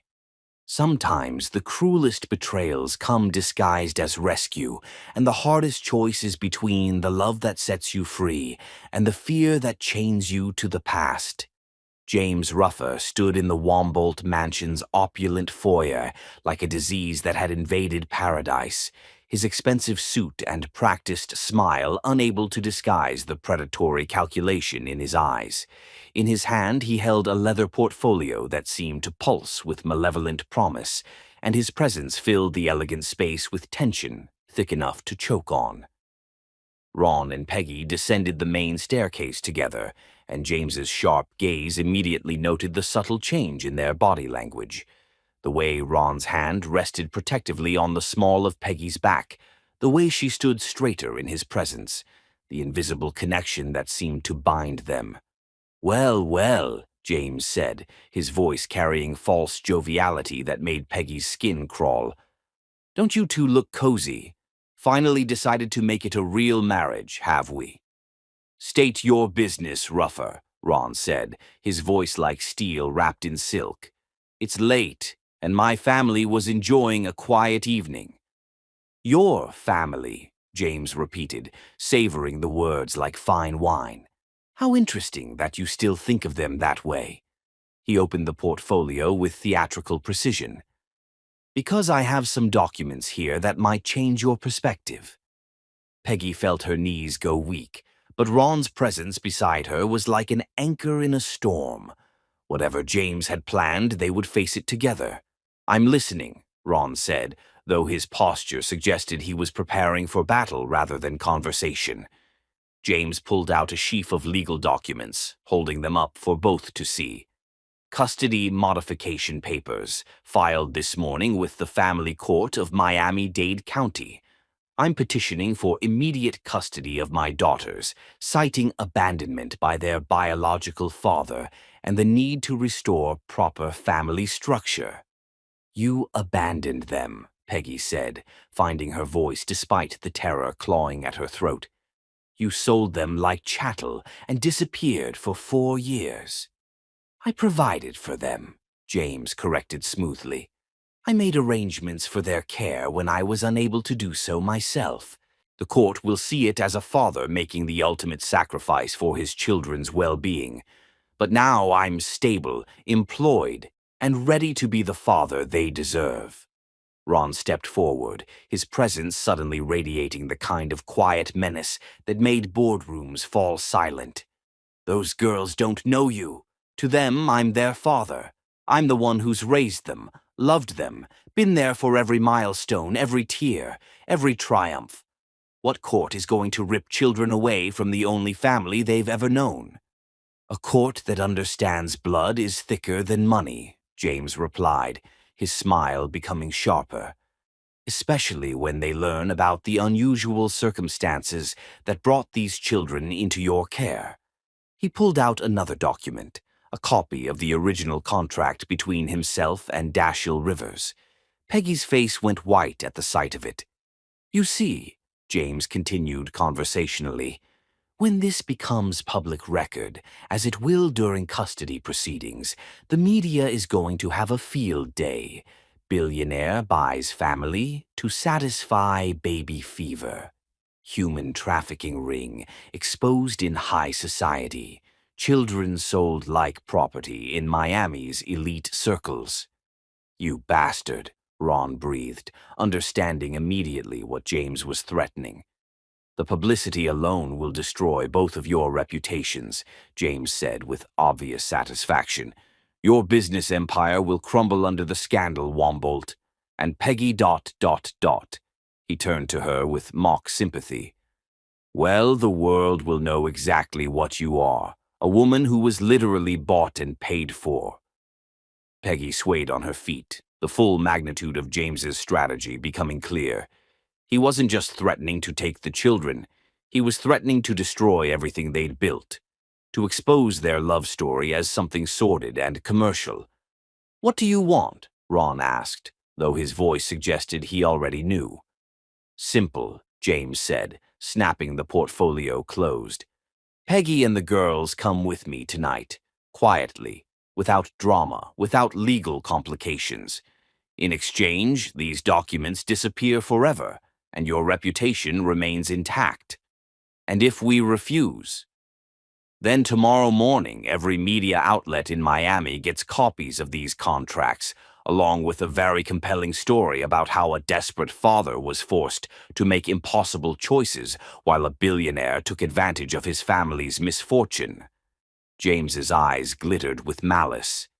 "Your choice." The silence that followed was deafening. Peggy felt like she was drowning, caught between the love she'd finally been brave enough to claim and the fear of destroying the man who'd given her everything. "I need to talk to Ron alone," she said finally, her voice barely above a whisper. "Of course," James said magnanimously, "but don't take too long. I have a car waiting outside, and we have a flight to catch in 3 hours." "A flight?" Ron's voice was sharp. "Where exactly do you think you're taking them?" "Somewhere far from Miami's gossip mill," James replied. "Somewhere my daughters can grow up knowing their real father without the complications of billionaire benefactors and purchased mothers." Ron looked like he wanted to kill James with his bare hands, but before he could respond, Peggy took his arm. "5 minutes," she said to James, then led Ron toward his study. Once the door closed behind them, Peggy collapsed into a chair, her strength finally failing her. "He's going to destroy everything," she whispered. "Your reputation, your business, everything you've worked for, all because of me." Ron knelt beside her chair, taking her hands in his. "Peggy, look at me." She raised her eyes to his, seeing the determination there, the absolute certainty that made her heart ache. "I don't care about my reputation," he said firmly. "I don't care about the business or the media or what anyone thinks. The only thing that matters to me is you and those girls upstairs. We'll fight this together. We'll find another way." "There is no other way," Peggy said, tears streaming down her face. "Don't you see? He's right. The publicity alone will destroy us. And the girls. They'll be exposed to all of this ugliness, all these lies about how they came to be here." "So we tell the truth," Ron said desperately. "We tell everyone that whatever brought us together, we found real love, that those girls are loved and safe and happy, that family isn't about biology or contracts, it's about choice and commitment and showing up every day." Peggy touched his face with shaking fingers, memorizing the feel of his skin, the way his eyes held such fierce love for her. "And when they ask why you never tried to adopt them legally, when they ask why we lived separate lives for 4 years, when they dig into every aspect of our arrangement and twist it into something ugly," she shook her head. "James is right about one thing. The truth won't matter once the media gets hold of this story." "Then what are you saying?" Peggy stood, moving to the window that looked out over the garden where she'd watched Ron play with the twins countless times. "I'm saying I have to go with him." "No." Ron's voice was absolute. "Absolutely not." "I won't let him destroy you," Peggy said without turning around. "You've given us 4 years of safety, of love, of everything good in this world. I won't repay that by letting you lose everything because of us." "You're not going anywhere," Ron said, standing and moving to her. "We'll find lawyers. We'll fight this in court. We'll lose," Peggy interrupted. "And even if we won, the damage would be done. Your empire would be in ruins. Your name would be mud. And the girls would grow up knowing they were the reason for it all." She turned to face him, her decision made and written in the devastation in her eyes. "I love you," she said simply. "I love you more than I ever thought possible to love another human being. That's why I have to let you go." "Peggy, no." "Yes," she said firmly, though her voice broke on the word. "I'm going upstairs to pack a few things for the girls and myself. I'm going to wake them up and tell them we're going on a trip. And then I'm going to walk out that door with James and disappear from your life forever." "I won't let you," Ron said desperately, reaching for her. But Peggy stepped back, knowing that if he touched her, she'd lose her resolve entirely. "You have to," she whispered, "because if you really love me, if you really love those girls, you'll let us go before we destroy everything you've built." She moved toward the door, but Ron's voice stopped her. "What about the girls?" "They love me, Peggy. I'm the only father they remember. How are you going to explain to them why they can never see me again?" The question hit her like a physical blow, and for a moment her resolve wavered. How could she explain to Floresa and Wilma that they were leaving the man who'd read them bedtime stories, taught them to ride bikes, celebrated every birthday and milestone? How could she break their hearts to save his reputation? "I'll tell them," she began, then stopped, unable to finish the sentence. "You'll tell them what? That Daddy Ron didn't want them anymore? That they have to go live with a stranger who claims to be their father, but abandoned them when they needed him most?" "I'll figure something out," Peggy said weakly. "No," Ron said, his voice growing stronger. "You won't have to, because we're not running, we're not hiding, and we're not letting that bastard destroy our family." "Ron, do you trust me?" he asked, moving closer to her. "Of course, but then trust me now. Trust me to fight for us, to protect you and the girls, to find a way through this that doesn't involve losing everything we've built together." Peggy wanted to believe him, wanted to trust in his strength and determination. But the fear was too strong, the threat too real. "I can't let you lose everything for us," she said. "And I can't let you sacrifice yourself to save me," Ron replied. "That's not love, Peggy. That's martyrdom. And I won't be a party to it." Before she could respond, a knock on the study door interrupted them. "Time's up," James called from the hallway. "Have you made your decision?"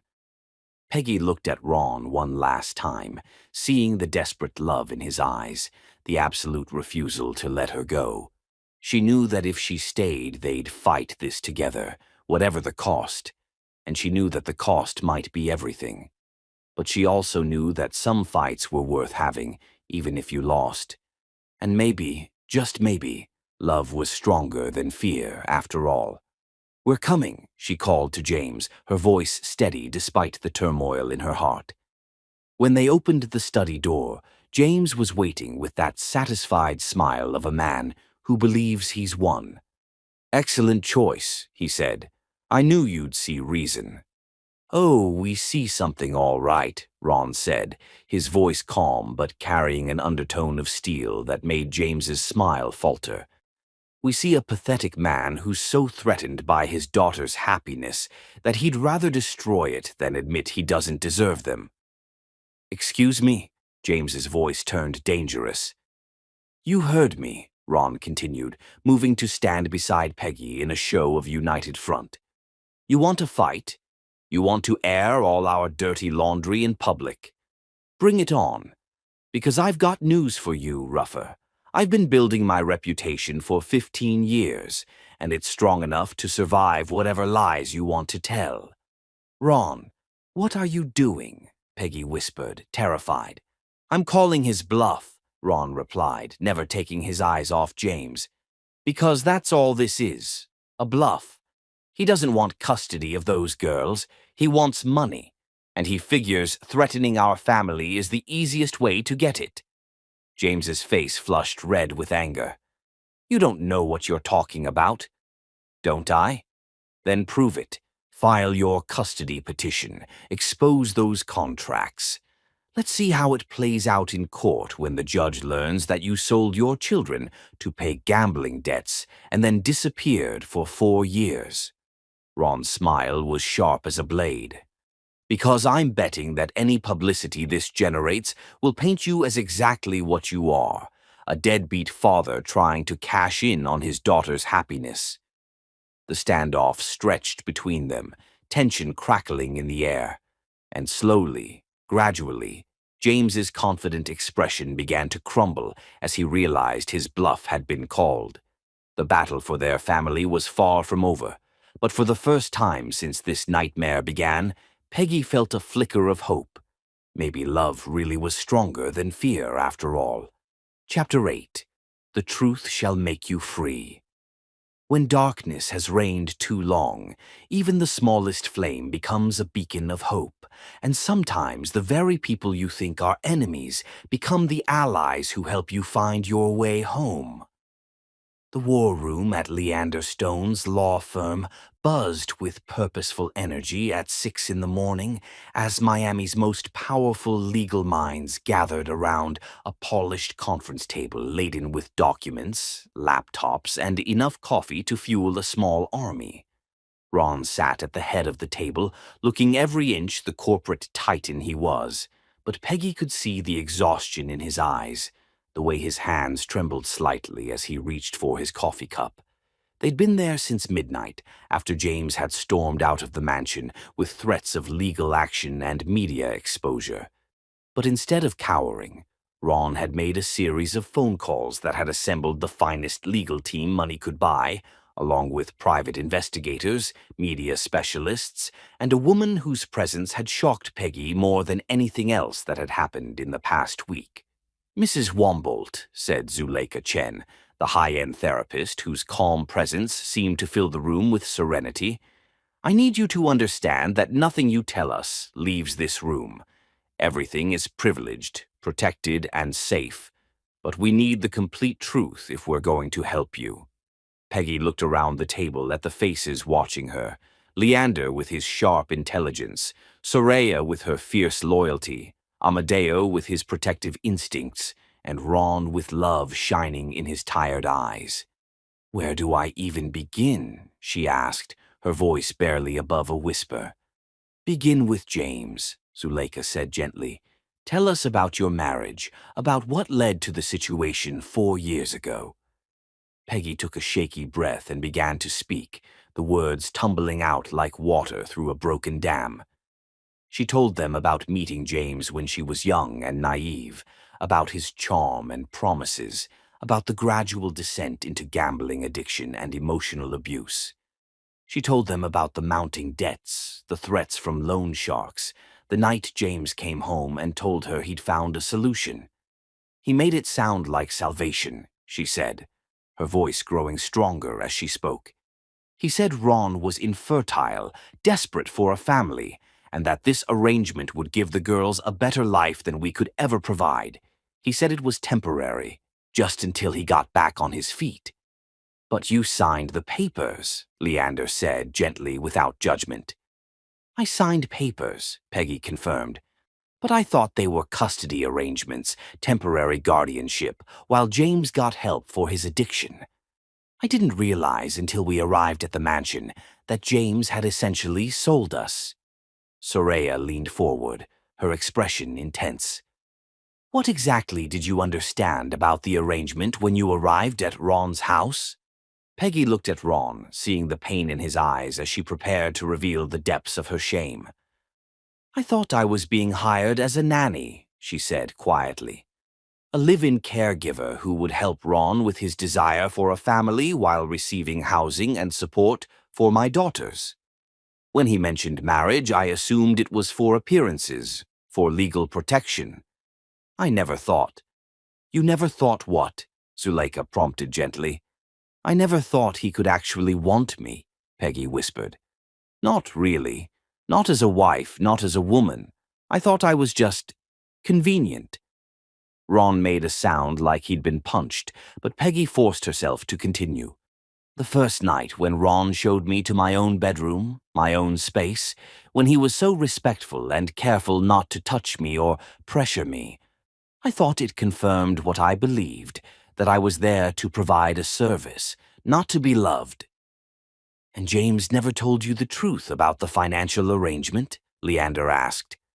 "Not until yesterday," Peggy said, her voice hardening. "Not until he came back and threatened to expose everything. That's when he told me the real terms of the contract, the money that changed hands, the way I'd been purchased like property." Around the table, faces grew dark with anger on her behalf. "The son of a bitch," Amadeo muttered in Spanish, then caught himself. "Forgive me, Senora." "Don't apologize," Peggy said with a weak smile. "I've called him worse." "Okay," Leander said, making notes on his legal pad. "Now we need to discuss the current threats. James is claiming he wants custody of the girls, but we all know this is really about money. The question is, how do we prove it?" I may be able to help with that, came a voice from the doorway. Everyone turned to see Aviora Martinez entering the conference room, followed by a woman Peggy didn't recognize, middle-aged, well-dressed, with the kind of authoritative presence that suggested law enforcement. Aviora? Peggy stood, confused. What are you doing here? Being a friend, Aviora said firmly. When you didn't answer your phone last night, I got worried. I called Soraya, and she filled me in. She gestured to the woman beside her. This is Detective Elena Rodriguez with Miami PD's Financial Crimes Unit. She has some information that might help. Detective Rodriguez stepped forward, her expression serious. Mrs. Wombold, I've been investigating Dashiell Rivers and his trafficking operation for the past 2 years. James Ruffer's name came up 6 months ago when he started making inquiries about reclaiming his family. Apparently, Rivers had been holding the threat of exposure over him to keep him quiet. When Miss Martinez contacted me this morning and explained the situation, I realized you might be a key witness in our case against Rivers. The room went dead silent. Human trafficking. Ron's voice was sharp. What Mr. Ruffer did 4 years ago, selling his wife and children to settle debts. That's textbook human trafficking under Florida state law, Detective Rodriguez explained. We've been building a case against Rivers and his operation, but we needed victims willing to testify. Most are too scared or ashamed to come forward. Peggy felt the world tilt around her. Are you saying James committed a crime? I'm saying James Ruffer and Dashiell Rivers conspired to commit multiple felonies, Detective Rodriguez replied. Human trafficking, child endangerment, racketeering. If you're willing to testify, we can have both of them in custody by noon. But the contract, Peggy began, is evidence of criminal activity, not a legal document, Leander interrupted, his voice growing excited. Detective, if James and Rivers are arrested, what happens to their threats of custody proceedings and media exposure? Hard to file custody papers from jail, Detective Rodriguez said with a slight smile. And most media outlets are reluctant to run stories that implicate them in publicizing the proceeds of human trafficking. The room erupted in excited conversation, but Peggy found herself looking at Ron, seeing hope bloom in his eyes for the first time since this nightmare began. There's one more thing, Detective Rodriguez continued, raising her voice to quiet the room. Our investigation revealed that Dashiell Rivers has been blackmailing several other wealthy individuals who unknowingly became involved in similar schemes. Mr. Wombold, you're not the only one who thought they were entering into a legitimate arrangement, only to discover later that it involved trafficking victims. Other families? Soraya asked. 3 others that we know of, all involving desperate parents who sold children to wealthy individuals seeking families. Rivers has been running this operation for years, preying on both the desperate and the hopeful. Peggy felt sick to her stomach. So there are other women like me? Other children. There were, Detective Rodriguez said gently. But thanks to the evidence you can provide, we'll be able to rescue them and shut down the entire operation. What do you need from us? Ron asked, his CEO voice emerging. Mrs. Wombold's testimony about how she came to be here, copies of any documents or communications you have, and your cooperation in a controlled operation to gather additional evidence from both Ruffer and Rivers. What kind of controlled operation? Peggy asked nervously. Detective Rodriguez exchanged glances with Leander, who nodded encouragingly. We want you to call Mr. Ruffer and arrange a meeting, she explained. Tell him you've reconsidered, that you're willing to discuss his demands. We'll be recording everything, and we'll have backup in place to ensure your safety. Absolutely not, Ron said immediately. I won't have Peggy put in danger. With respect, Mr. Wombold, Mrs. Wombold is already in danger, Detective Rodriguez replied. As long as Ruffer and Rivers are free, they'll continue to threaten your family. This is the best way to end it permanently. Peggy looked around the table at the faces watching her. These people who had become her family, her support system, her reason for fighting. 4 years ago, she'd been sold like property, too ashamed and frightened to ask for help. But now she had allies, people who believed in her, people willing to fight for her freedom. "I'll do it," she said quietly. "Peggy, no." Ron reached for her hand. "Yes," she said firmly, squeezing his fingers. "I have to. Not just for us, but for those other families, those other children. I won't let fear control my life anymore." "Then we do this together," Ron said, bringing her hand to his lips. "Every step of the way." "Actually," Detective Rodriguez said with a small smile, "we have a role for you too, Mr. Wombolt. We need someone Rivers trusts, someone who can verify the financial arrangements and confirm the blackmail attempts. You're going to help us nail both of these bastards." 3 hours later, Peggy sat in her car in the parking lot of the same hotel where she'd met James the day before, wearing a wire and surrounded by unmarked police cars.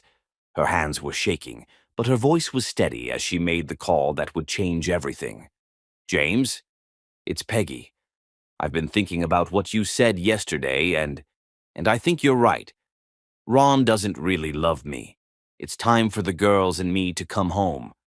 On the other end of the line, she could hear the satisfaction in James's voice as he took the bait.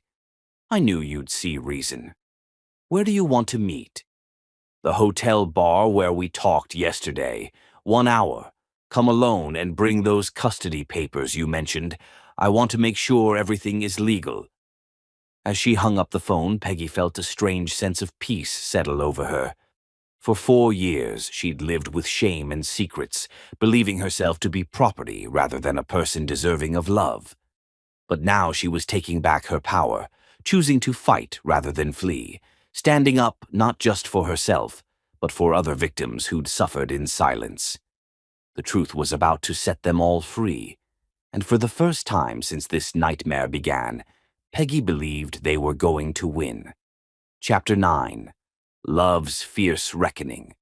Sometimes justice arrives not with fanfare and trumpets, but with quiet determination and the fierce love of those who refuse to let evil triumph over innocence. The hotel bar was dimly lit and nearly empty at 3 in the afternoon, the kind of place where secrets were traded and deals were made in shadowed corners. Peggy sat at a corner table, her heart hammering against her ribs as she waited for James to arrive, the small recording device Detective Rodriguez had given her, feeling like it weighed 1,000 pounds in her purse. Through the tinted windows, she could see unmarked police cars positioned strategically around the hotel, and she knew Ron was somewhere nearby, probably pacing like a caged lion and fighting every instinct that told him to burst in and protect her. But this had to be done right, legally, with evidence that would hold up in court and put both James and Dashiell Rivers away for a very long time. "Peggy." She turned to see James approaching, his expensive suit and confident smile intact. But something predatory gleamed in his eyes that made her stomach clench with familiar fear. Behind him, lurking near the bar like a well-dressed shark, was a man she didn't recognize but instinctively knew must be Dashiell Rivers. Rivers had insisted on coming. He didn't trust James to handle this alone, and his arrogance made him believe he was untouchable. "James," she said, keeping her voice steady despite the terror racing through her veins. "Thank you for meeting me." "Of course, darling," James said, sliding into the chair across from her with the ease of a man who believed he'd already won. "I knew you'd come to your senses. You were always the smart one in our relationship." The casual cruelty of the statement, rewriting their history of abuse as if it had been partnership, made Peggy's jaw clench, but she forced herself to remain calm. "I've been thinking about what you said," she began, hating every word she was about to speak. "About Ron only wanting me because I came with children. About him seeing me as property he'd paid for." James's smile widened. "And And I think you were right. These past 4 years, I've been living in a fantasy, pretending that what we had was real. But Ron has never truly treated me like a wife, never made me feel like anything more than a convenient arrangement. The lies tasted like poison on her tongue, especially knowing that Ron was probably listening to every word through the surveillance equipment. But she had to make this convincing, had to get James to reveal his true motives. "So you're ready to come home?" James asked, leaning forward with barely contained excitement. "I'm ready to do what's best for my daughters," Peggy said carefully. "But I need to understand what kind of life you're offering us. You said you have a job, an apartment." "I do," James said, though something flickered in his eyes. "It's not the Wombolt mansion, of course, but it's a start. We'll be a real family again, the way we were meant to be." "And what about money?" Peggy asked, knowing she was walking into dangerous territory. Raising 2 children is expensive, especially after they've grown accustomed to private schools and ballet lessons and everything Ron has provided. James's mask slipped slightly. "Well, naturally there would be some adjustments, a simpler lifestyle, more meaningful, without all the superficial luxury. Meaning we'd be poor," Peggy said bluntly. "Meaning we'd be authentic," James shot back, his voice growing sharp. "Instead of living off blood money from a man who bought you like a whore." The words hit like physical blows, but Peggy forced herself not to react. Instead, she leaned back in her chair, studying James with new eyes. "Is that really what you think of me?" she asked quietly. "After 4 years of knowing where I was, knowing I was safe and happy, you still see me as a whore." "I see you as my wife," James said, but his voice lacked conviction.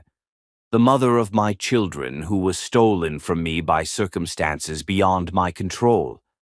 Stolen? Or sold? The question hung in the air between them like a loaded gun. James's face went very still, and from the corner of her eye, Peggy saw Dashiell Rivers straighten at the bar, suddenly alert. "What are you getting at, Peggy?" James asked, his voice turning dangerous.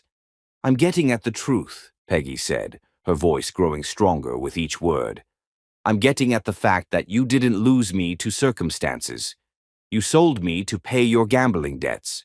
You traded your wife and daughters for $2 million and the promise that Dashiell Rivers wouldn't break your legs." James went pale, his eyes darting toward Rivers, who was now moving closer to their table. "You don't know what you're talking about," James said, but his voice shook. "Don't I?" Peggy pulled out her phone, making a show of checking the time. "It's interesting, James. 4 years ago, when you told me about this arrangement, you made it sound like Ron had sought us out, like he'd chosen us specifically. But that's not what happened, is it?" "Peggy, stop." "You went to Rivers because you owed him money," Peggy continued relentlessly. "Money you'd lost gambling, money you'd stolen from your own family's future. And when he threatened to kill you, you offered him the only things of value you had left. Your wife and children. That's not... It wasn't like that." "It was exactly like that," Peggy said, standing up from the table. "You sold us, James. You literally sold human beings to save your own worthless life. And now you want to do it again." James shot to his feet, his face twisted with rage and panic. "You ungrateful bitch. Do you have any idea what I sacrificed for you? What I gave up?" "Your humanity," Peggy said simply. "That's what you gave up." It was then that Dashiell Rivers stepped out of the shadows, revealing himself fully for the first time. He was a small, neat man with cold eyes and the kind of smile that never reached beyond his lips. "Mrs. Wombolt," he said, his voice carrying a slight accent that made every word sound like a threat. "I think you've said quite enough." "Mr. Rivers, I presume," Peggy said, surprised by her own calm. "I've been looking forward to meeting the man who's built a career out of buying and selling human beings." Rivers' smile became sharper. "I provide solutions to difficult problems. Your husband had debts. Your current patron had needs. I simply facilitated a mutually beneficial arrangement. You trafficked children, Peggy said bluntly. You're a criminal who preys on desperate families. I'm a businessman, Rivers corrected. And right now, I'm a businessman who's growing tired of this conversation. James, I think it's time we reminded Mrs. Wombolt of the realities of her situation. But before either man could move, the hotel bar suddenly filled with people. Detective Rodriguez and her team moving with the swift precision of a military operation. Within seconds, James and Rivers found themselves surrounded, hands reaching for weapons that were already being taken away. James Ruffer, Dashiell Rivers, you're under arrest for human trafficking, racketeering, and conspiracy, Detective Rodriguez announced, her voice carrying the satisfaction of a job well done. You have the right to remain silent. As the Miranda rights were read and handcuffs clicked into place, Peggy felt her knees go weak with relief.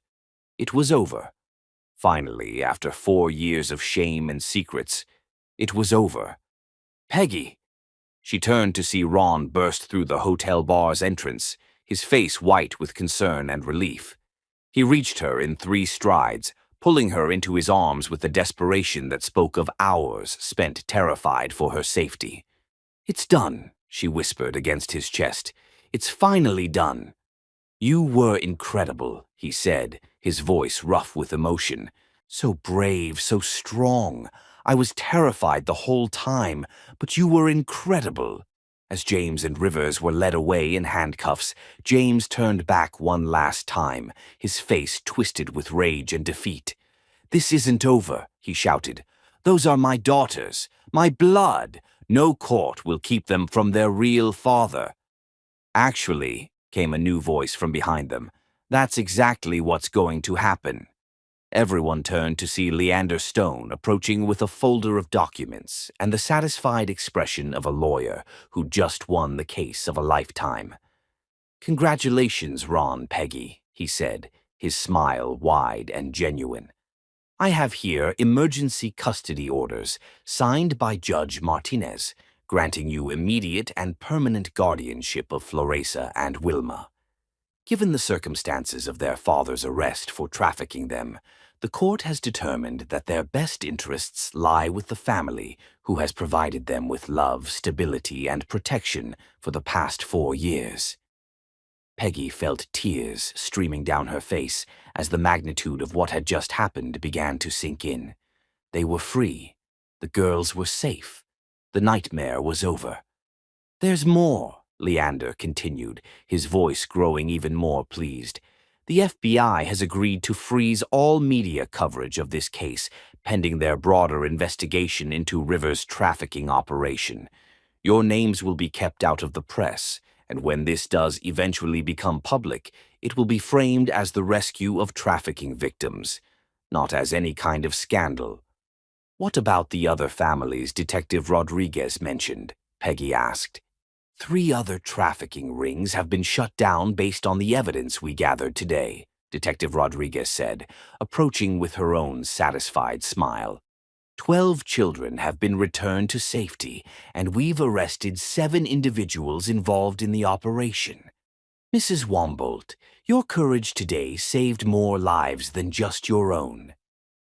As the hotel bar emptied of police and criminals, Peggy found herself alone with Ron in the aftermath of their victory. But instead of celebration, she felt a strange emptiness, as if she'd been holding her breath for so long that she'd forgotten how to breathe normally. What happens now? She asked, suddenly uncertain. Ron cupped her face in his hands, his thumbs brushing away her tears. Now we go home, he said simply. We go home to our daughters, and we start the rest of our lives as a real family. No contracts, no arrangements, no shadows from the past. Just us, choosing each other every day because we want to, not because we have to. Just like that.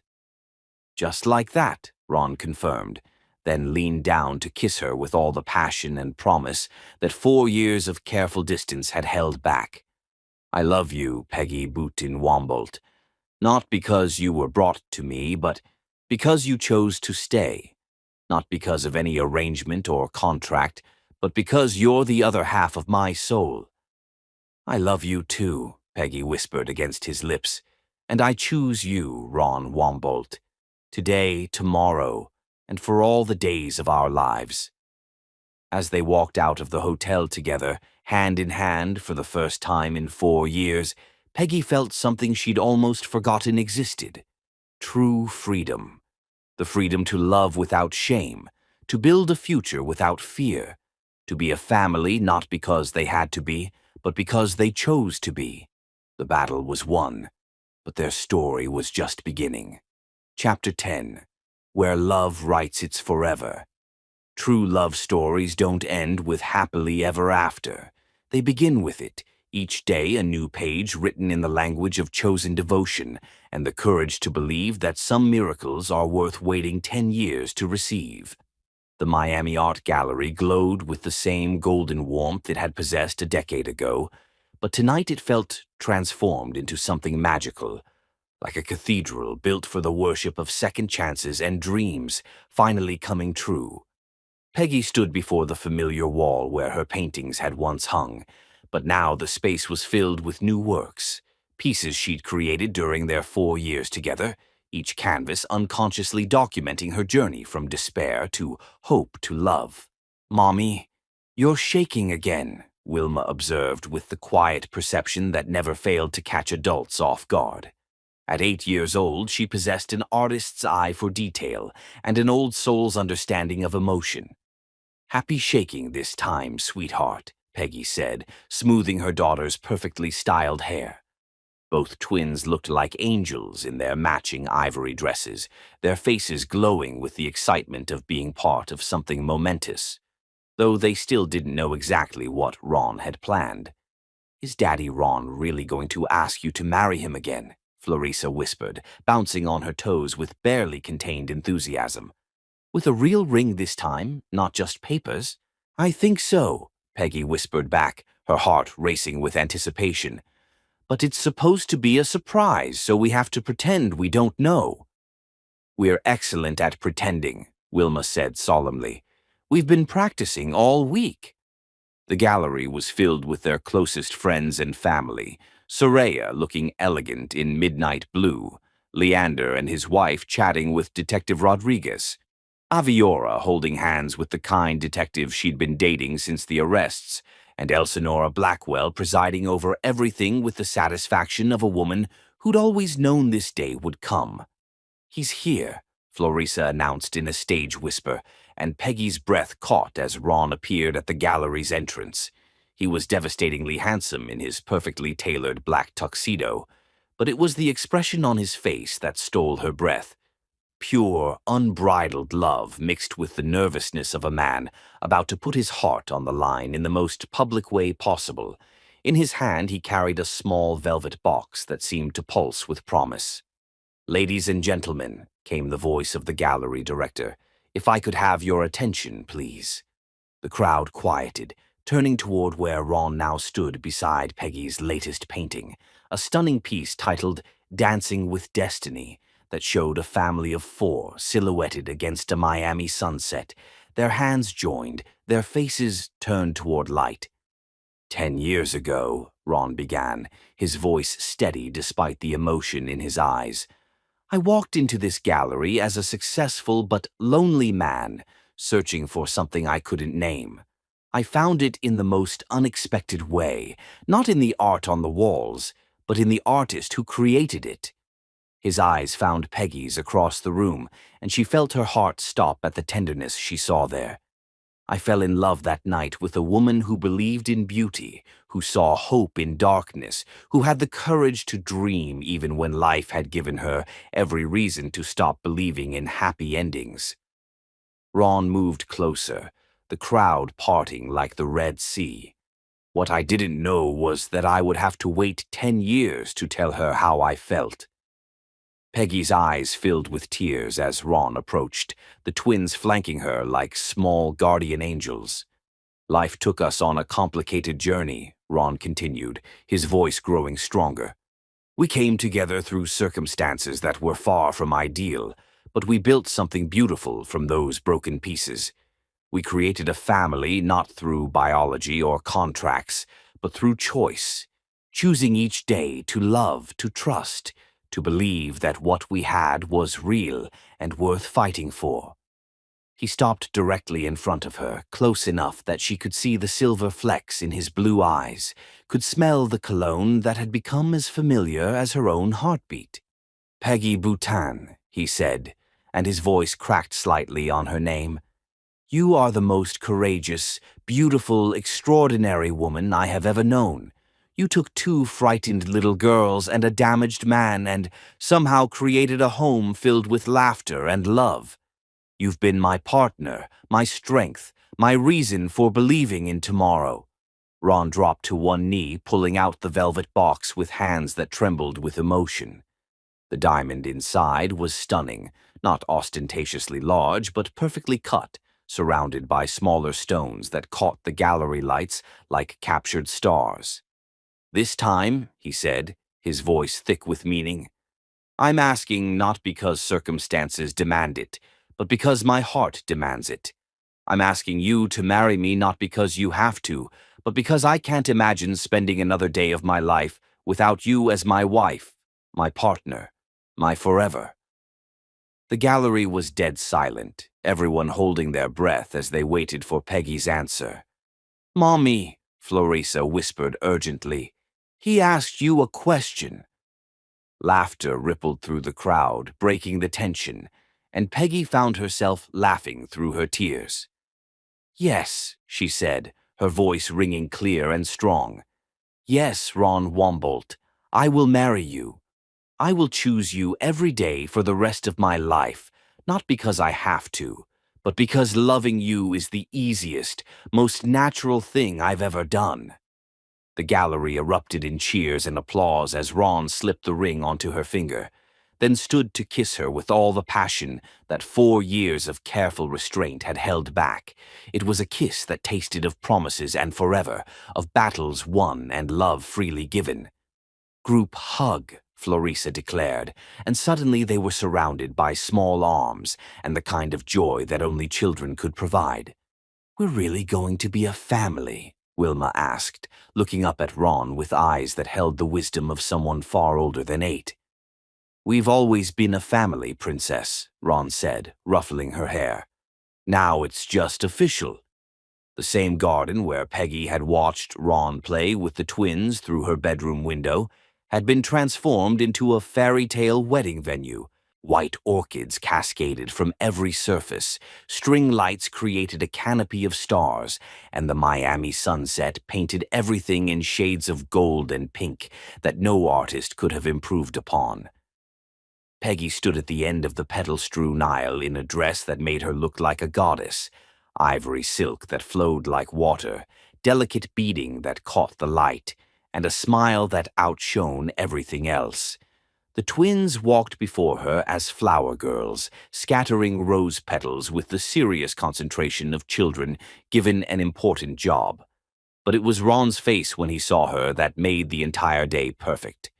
He stood at the altar in his perfectly tailored tuxedo, looking like every woman's dream of Prince Charming, but his eyes held something deeper than fairy tale romance.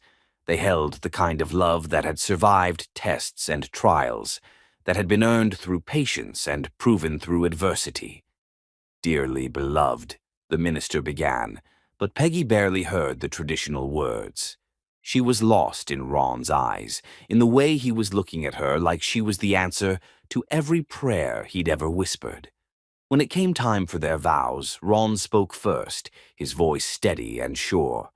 "Peggy, 10 years ago you taught me that love isn't about possession, it's about liberation. You've spent 4 years showing me that the best things in life can't be bought or sold, only given freely and received with gratitude. Today I vow to love you not because you belong to me, but because you choose to be with me. I promise to earn that choice every day of our lives." Peggy's voice was clear and strong as she replied, Ron, you showed me that I was worthy of love when I believed I was only worthy of transaction. You taught me that family isn't about blood or contracts. It's about showing up every day with open hearts and willing hands. I vow to choose you not because I have to, but because choosing you feels like choosing joy, choosing hope, choosing home. As they exchanged rings, real ones this time, chosen together, worn with joy rather than obligation, Peggy felt the last shadows of shame and fear finally lift from her heart. "You may kiss your bride," the minister announced, and Ron's kiss was everything their first kiss in his study had promised. Passionate, tender, full of the kind of love that could move mountains and heal hearts. The reception flowed around them like a dream. Their first dance was to "At Last" by Etta James, and as they swayed together under the string lights, Peggy whispered in Ron's ear, "I choose you, Ron Wombolt, not because I have to, but because I cannot imagine loving anyone else." "And I choose you," he whispered back, "not because you were delivered to me, but because you stayed. Not because of any contract, but because you're the other half of my soul." As Miami's skyline twinkled in the distance and their family and friends celebrated around them, Peggy realized that some stories that begin with endings find their way to light. Some loves that start in darkness become stronger than those that never faced the storm. Some families that are born from broken pieces discover that their cracks are where the light gets in. They had traveled through hell to find heaven, had journeyed through shame to reach joy, had discovered that the most beautiful love stories aren't the ones that start perfectly, but the ones that end with the courage to choose each other every day, forever. The transaction that had brought them together was history. The love they had built together was eternal. And as they danced under the Miami stars, surrounded by the laughter of their daughters and the joy of their friends, Peggy knew with absolute certainty that some miracles are worth waiting for, some loves are worth fighting for, and some families are destined to be, not through purchase, but through the most powerful transaction of all, love freely given and gratefully received. The end.